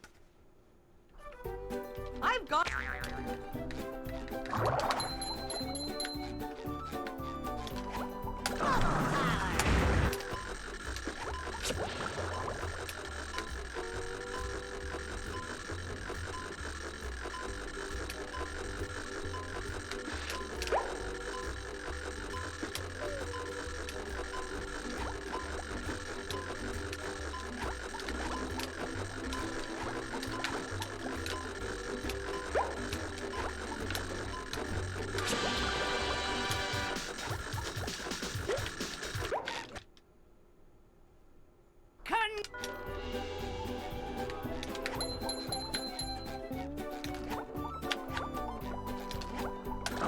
to my little bubble friend. Here we are.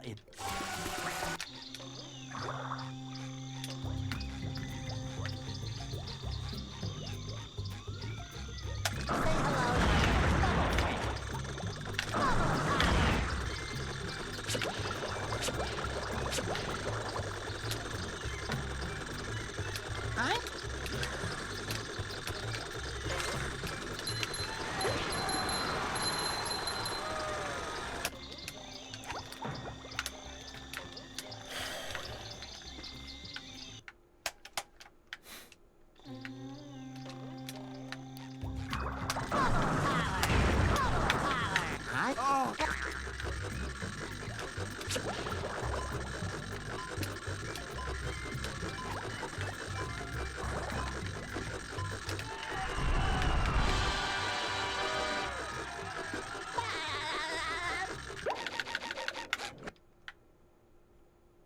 Hey.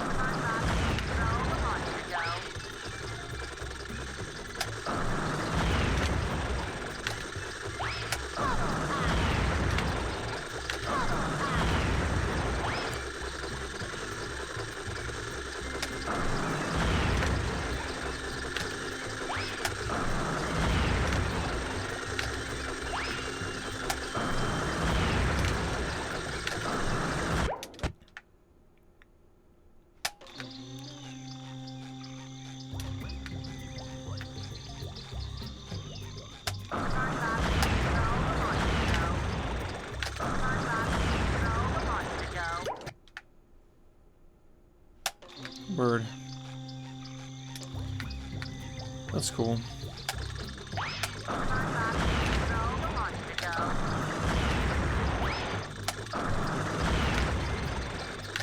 I didn't realize we still required the... Maybe it's because your account's like really new or something.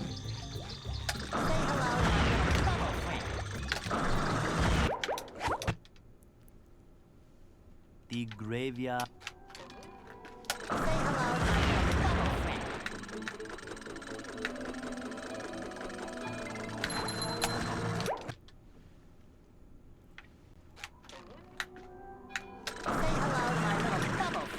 No, I know what you meant.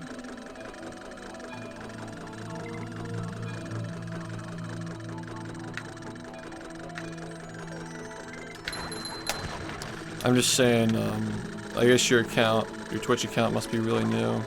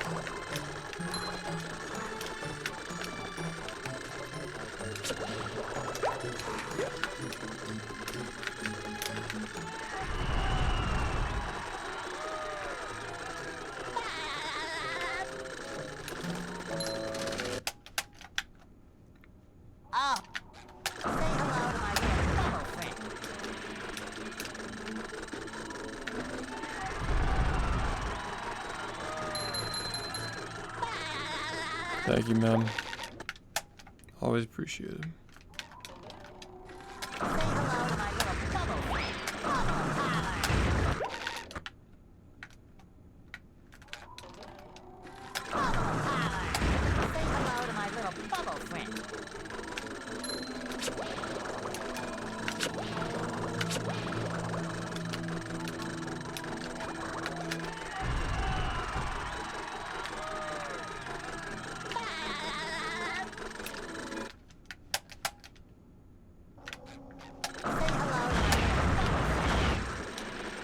Ahoy!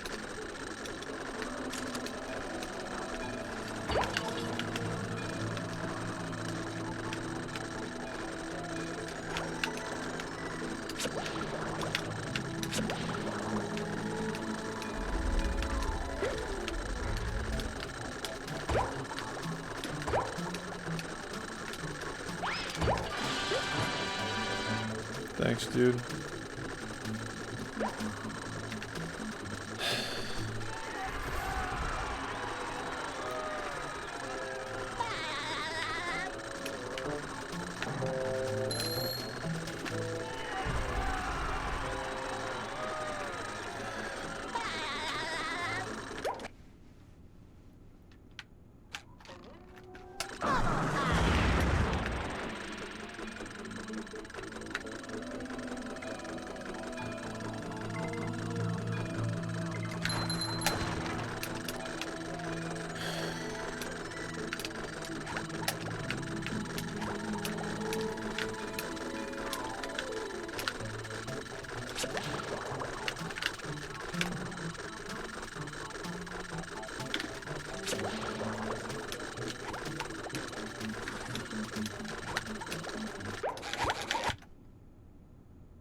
Yeah, thanks. Yeah. Yeah, just trying to get in form here. You know. Who lives in a pineapple under the sea? Absorbent and yellow and porous is he. Hypnotic nonsense be something you wish. And rub on the deck and flop like a fish. Ready? SpongeBob SquarePants. SpongeBob SquarePants. SpongeBob SquarePants. SpongeBob.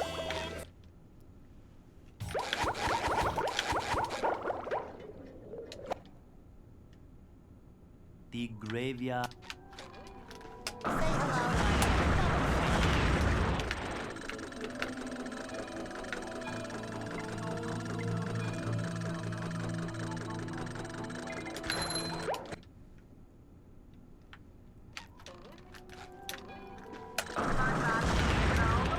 Me too.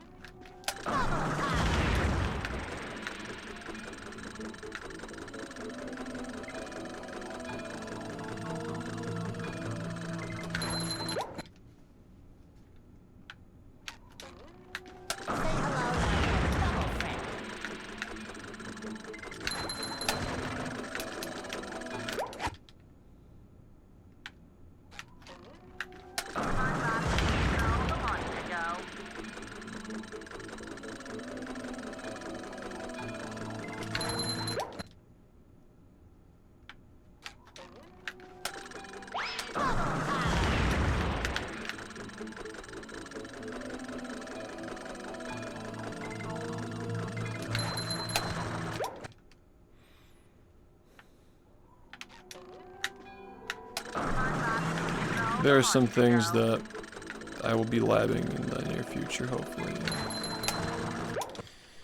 That's the plan.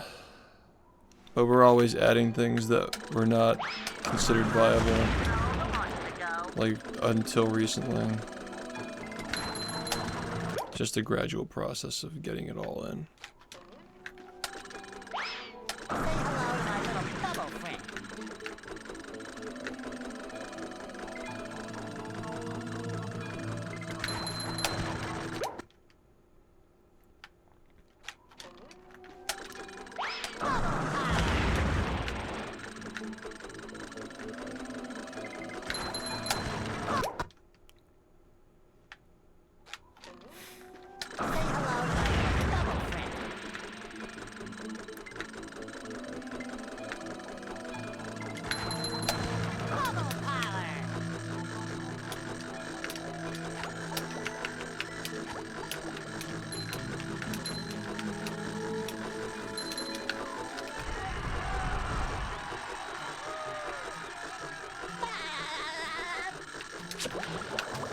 It'll probably help us get to 40, but not below 40. Not even close to that, unfortunately. It's gonna take a while.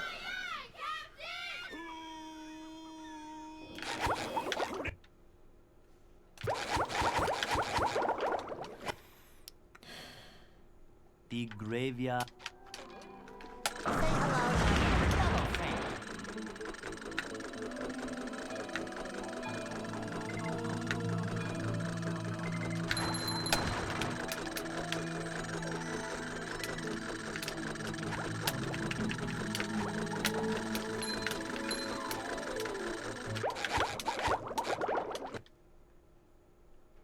No, that's not gonna happen. Boss, like the boss, people asking about boss skips is usually like once you understand like how the game works, like the only really plausible kinds of skips are skips that make like spatulas faster, or like, you know, in some cases you can like do the same spatula more than once, like with crabs. Like there aren't a lot of cases like that. Yeah, there won't be boss skips, and if there were, the game wouldn't be interesting anyway. Like if we just go straight to the end without having to fight Sandy and Patrick, what's likely the case is no cruise boosting, no SBA, and so forth. Well, there are 6 bosses in the game. We do 4 of them. And of those 4, 2 of them have skips, and one of them has 2 skips. But that's not what I mean. It's the routing balance of, like, the boss fights are actually fast. It's the same reason why Lighthouse is fast.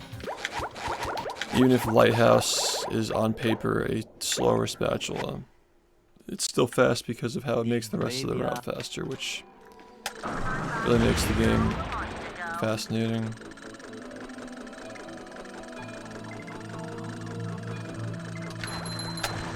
This game is fairly unique in that way. That's why things are always changing.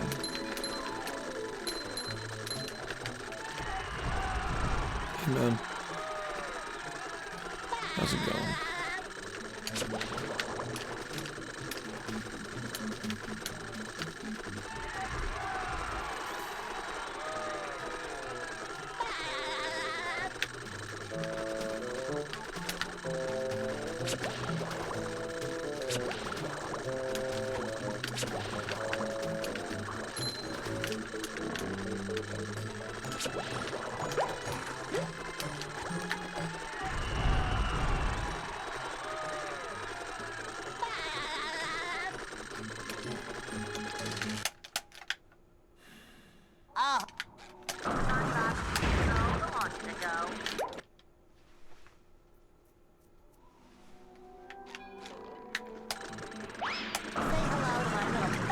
If you removed Sandy and Patrick, the run would just be whatever tech you can do without cruise boosting and bubble bowling.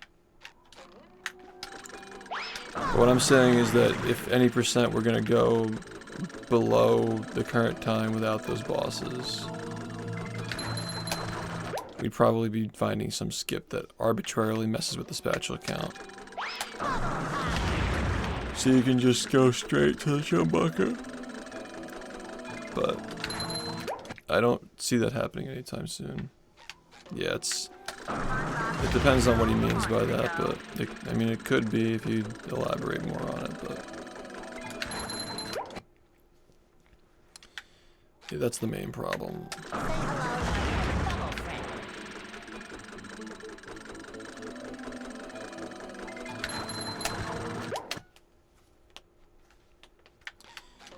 I don't think that... I hope that doesn't exist, but if it does, I'd like to know about it. That's just kind of how I am. Rather know than not know, but I'd most prefer it to not be possible, I guess.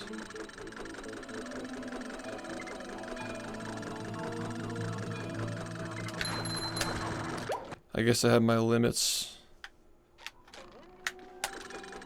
For like how well the run can be. I mean,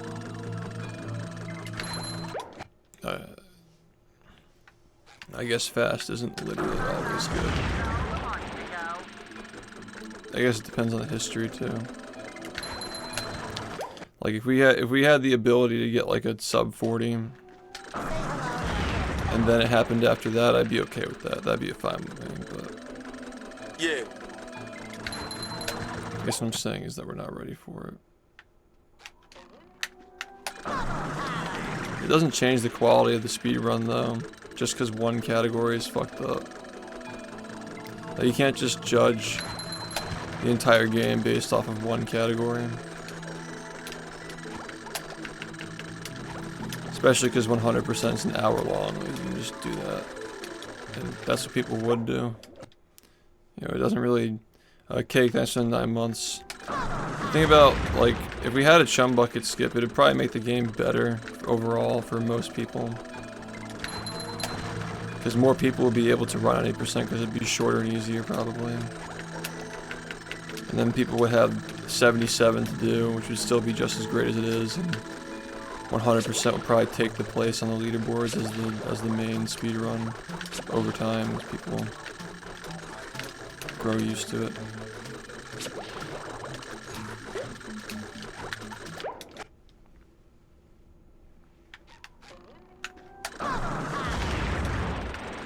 Yeah, this is a very different game than that though, remember.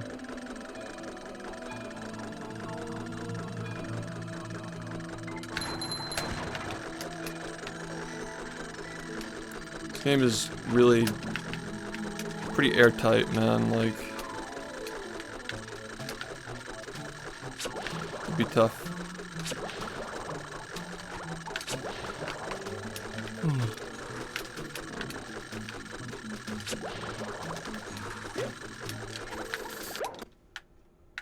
It's going all right.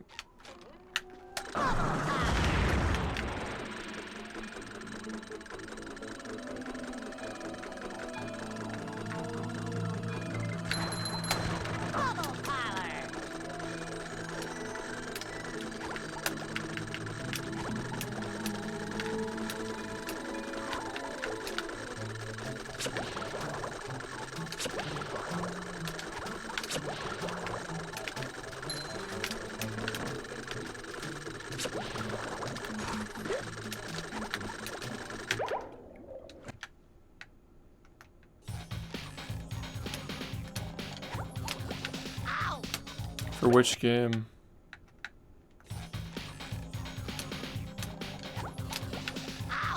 You're not talking about this one. Oh, well, yeah. I mean, the only way to go down from there is like reducing the number of keys that you get. You know.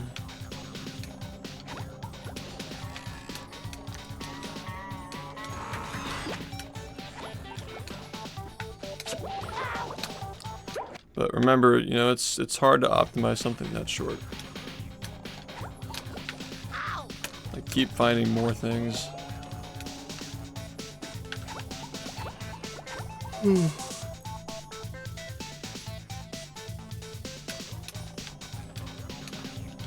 Yeah, it's not viable, yeah.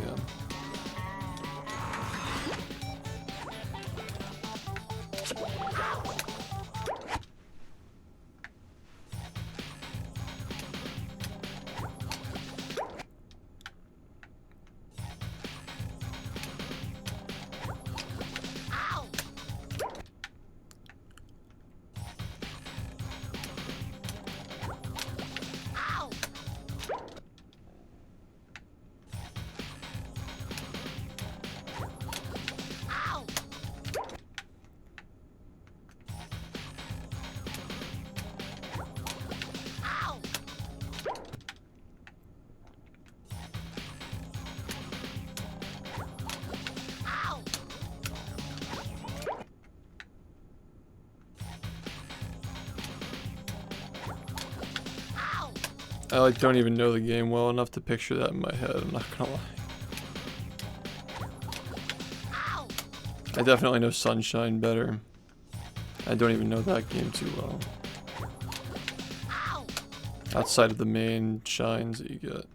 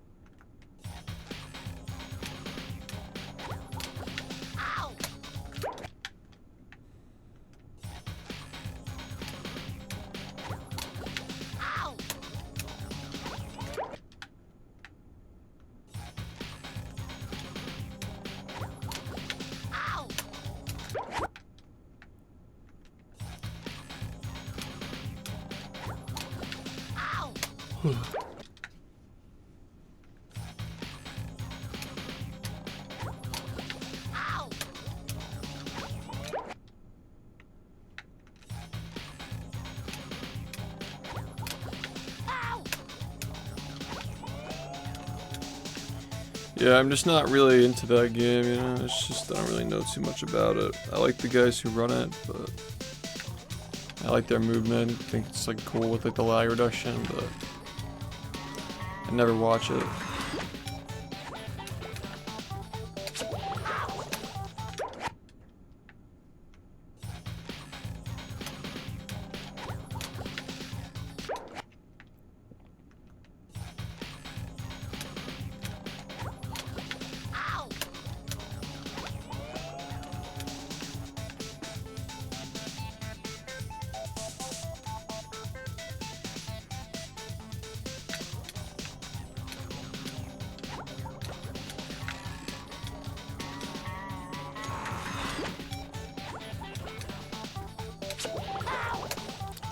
If it makes you feel better, this game is like, a lot of people are very closed-minded to this game, so if you made it here, you must have a pretty open mind, I guess.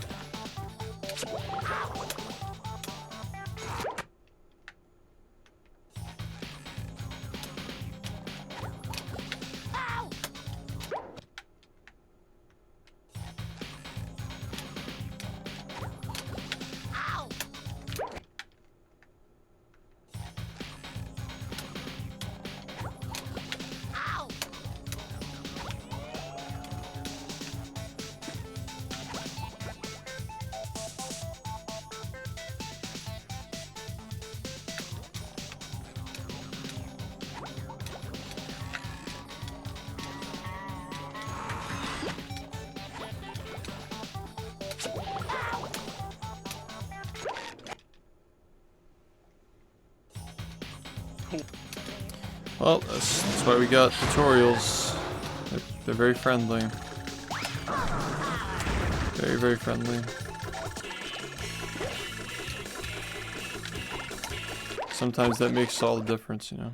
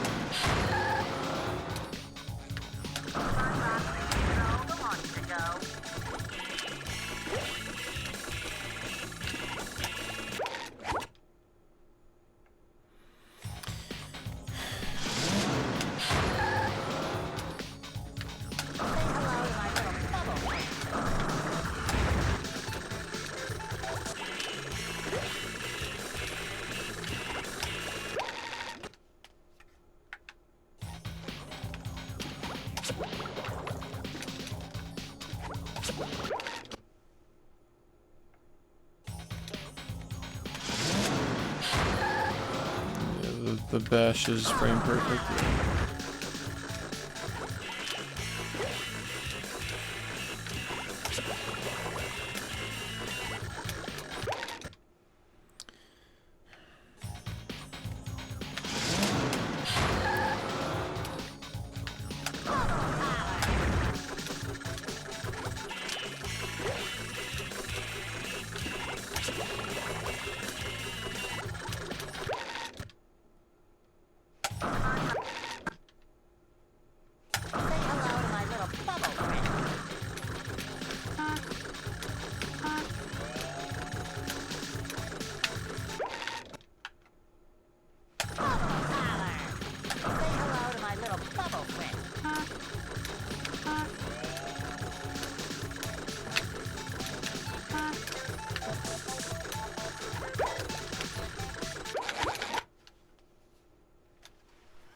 Are you ready, kids? Aye, aye, Captain! I can't hear you.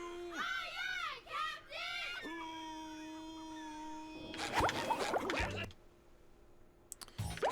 Captain! I kind of like got bored of rhythm games when I was a kid.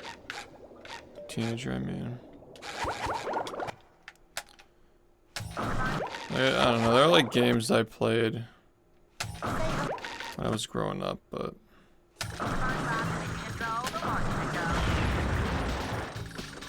this is like, it's Something about this game stuck with me.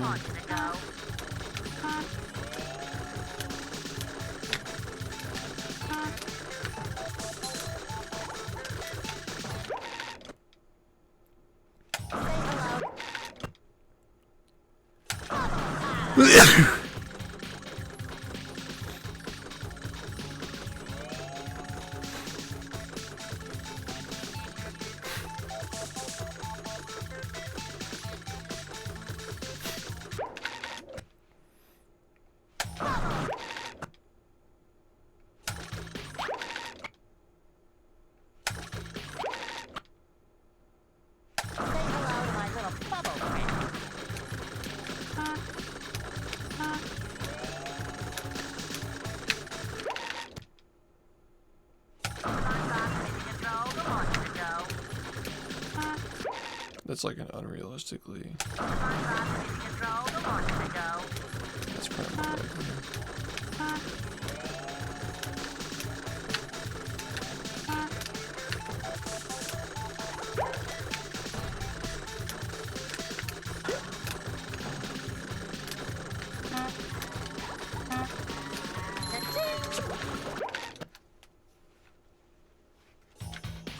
What?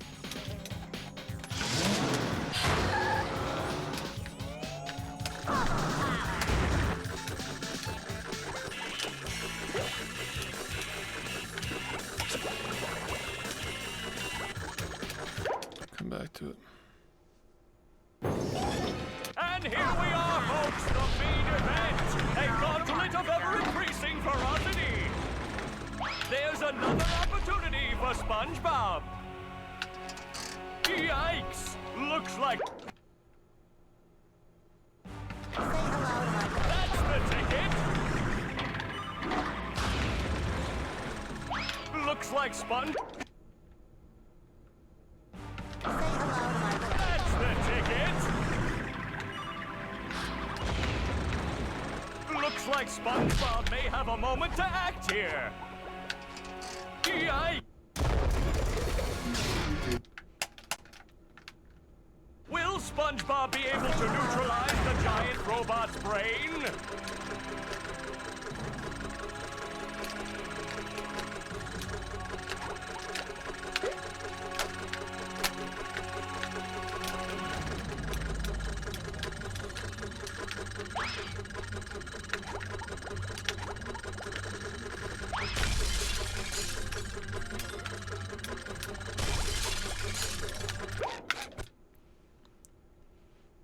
That's the ticket!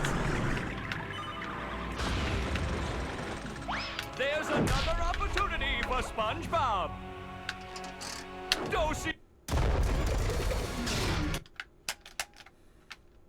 Will SpongeBob be able to neutralize the giant robot's brain?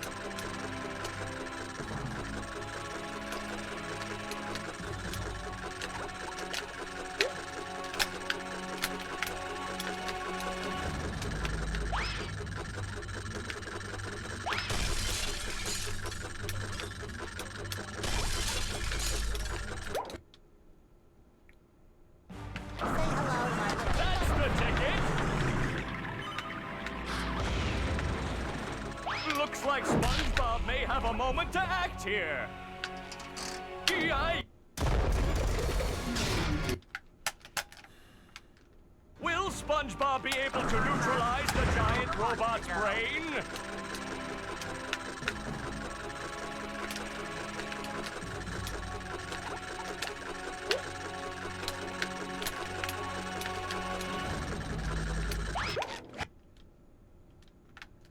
Will SpongeBob be able to neutralize the giant robot's brain?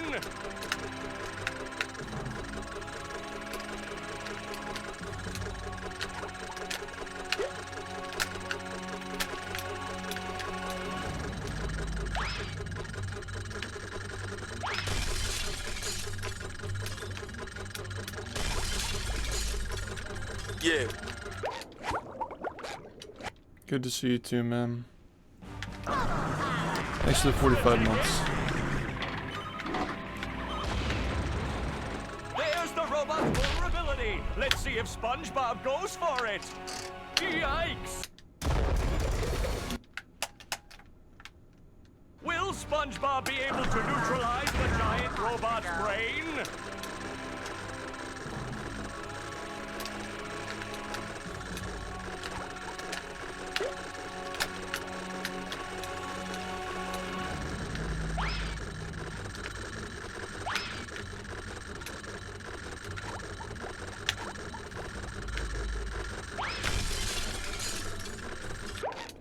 Thanks, man. You have a good one. Will SpongeBob be able to Oh, what's up, neutralize the KH? How's it giant going, robot's man? brain? Give me a minute.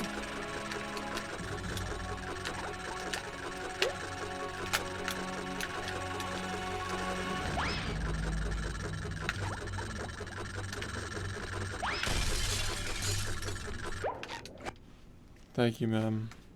Will SpongeBob be able to neutralize the giant robot's brain? He'll appreciate that. I'm sure.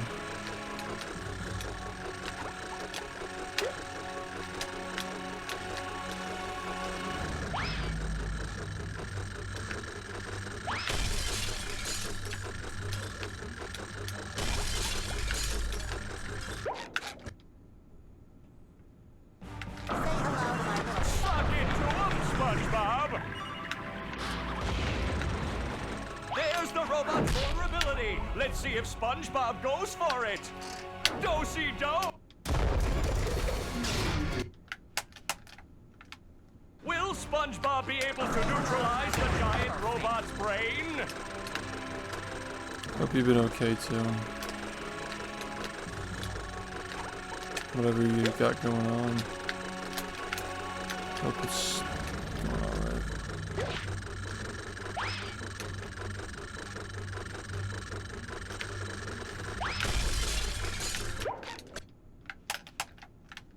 Will SpongeBob be able to neutralize the giant robot's brain?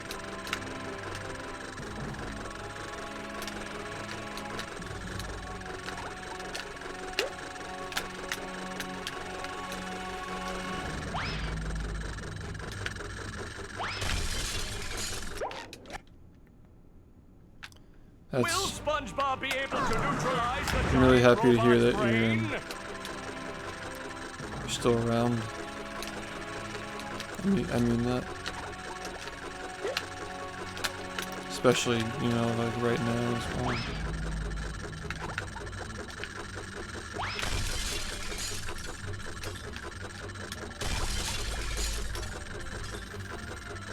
Hey Hux, what's up?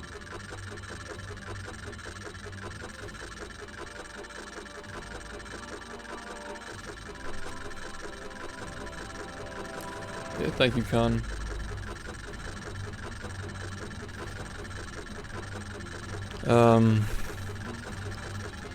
I've been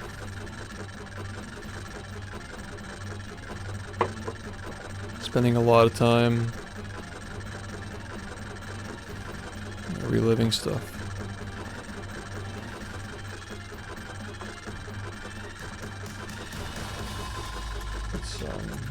It's been hard.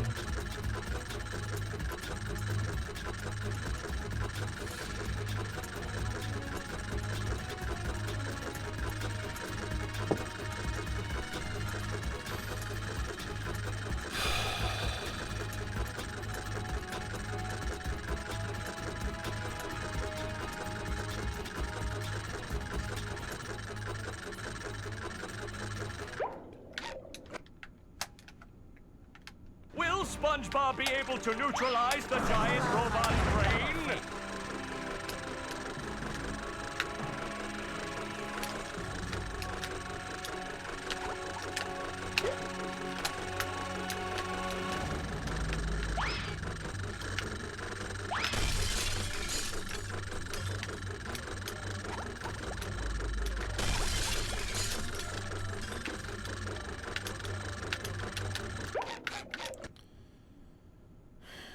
Will SpongeBob be able to neutralize the giant robot's brain?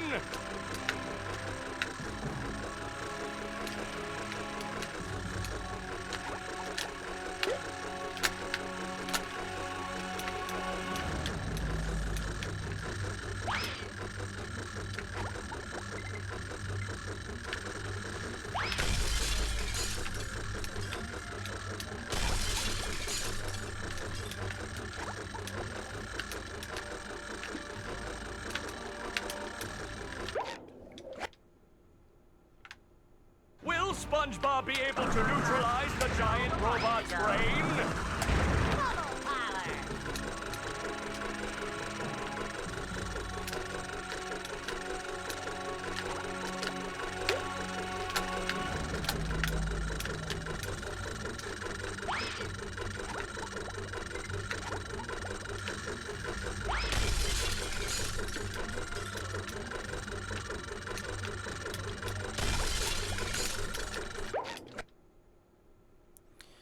Will SpongeBob be able to neutralize the giant robot's brain?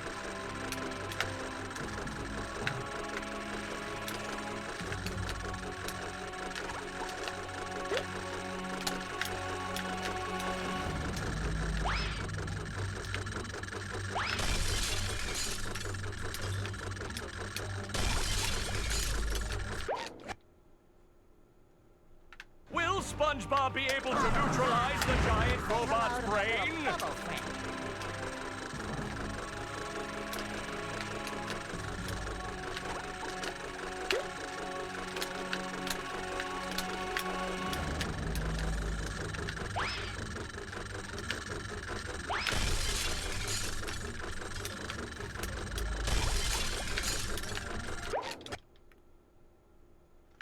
Will SpongeBob be able to neutralize the giant robot's brain? Come on, Disco.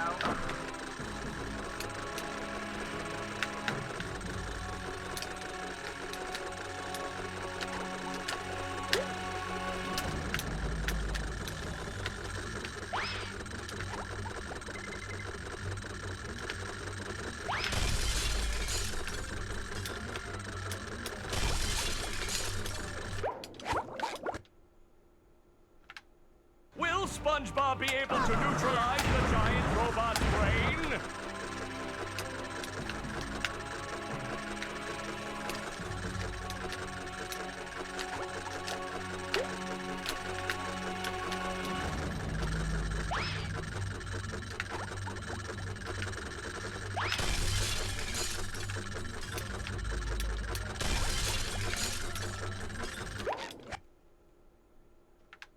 Will SpongeBob be able to neutralize the giant robot's brain?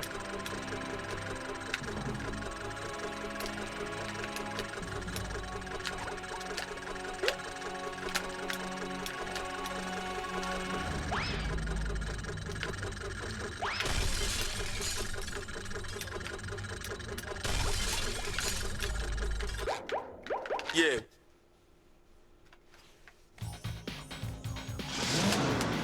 Hey, thanks, KH, for 13 months, man. It's good seeing you.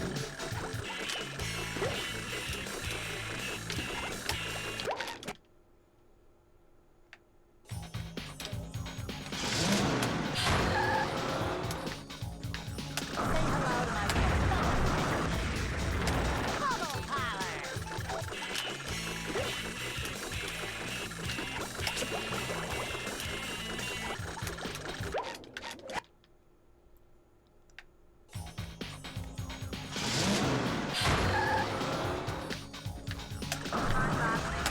Come on, Disco. Say hello to my friend.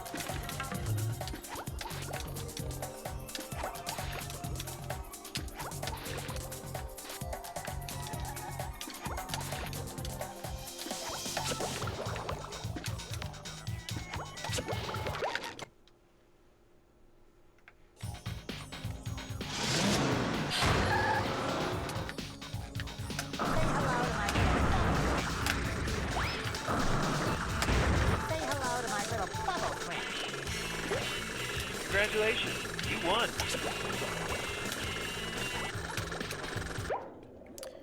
Hey, Solid, thank you for the gift sub, man.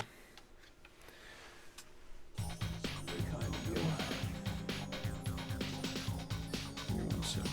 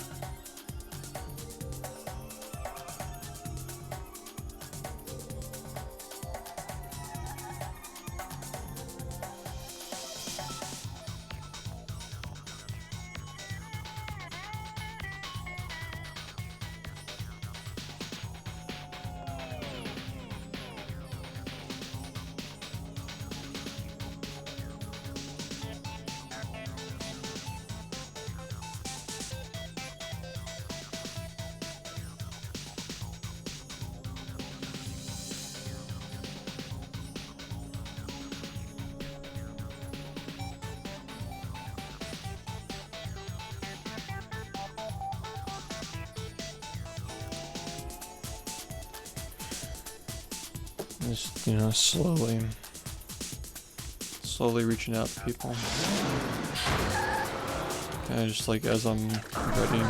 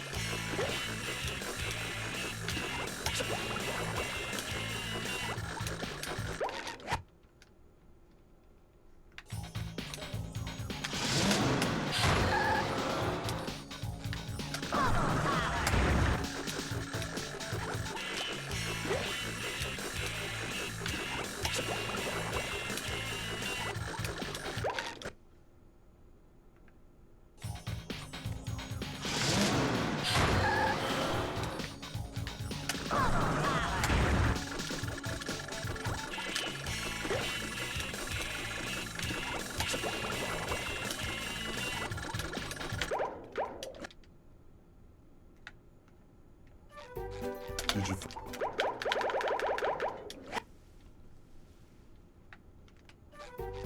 Did you?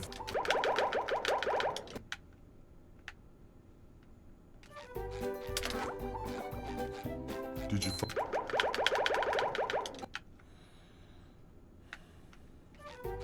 Did you?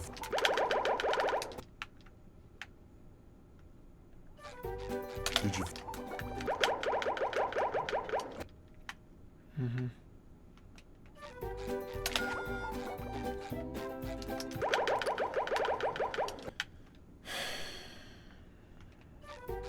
Did you?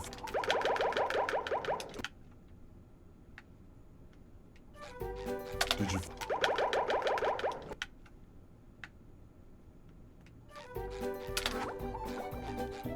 Did you?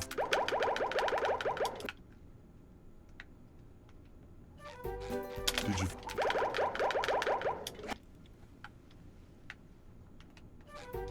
Did you?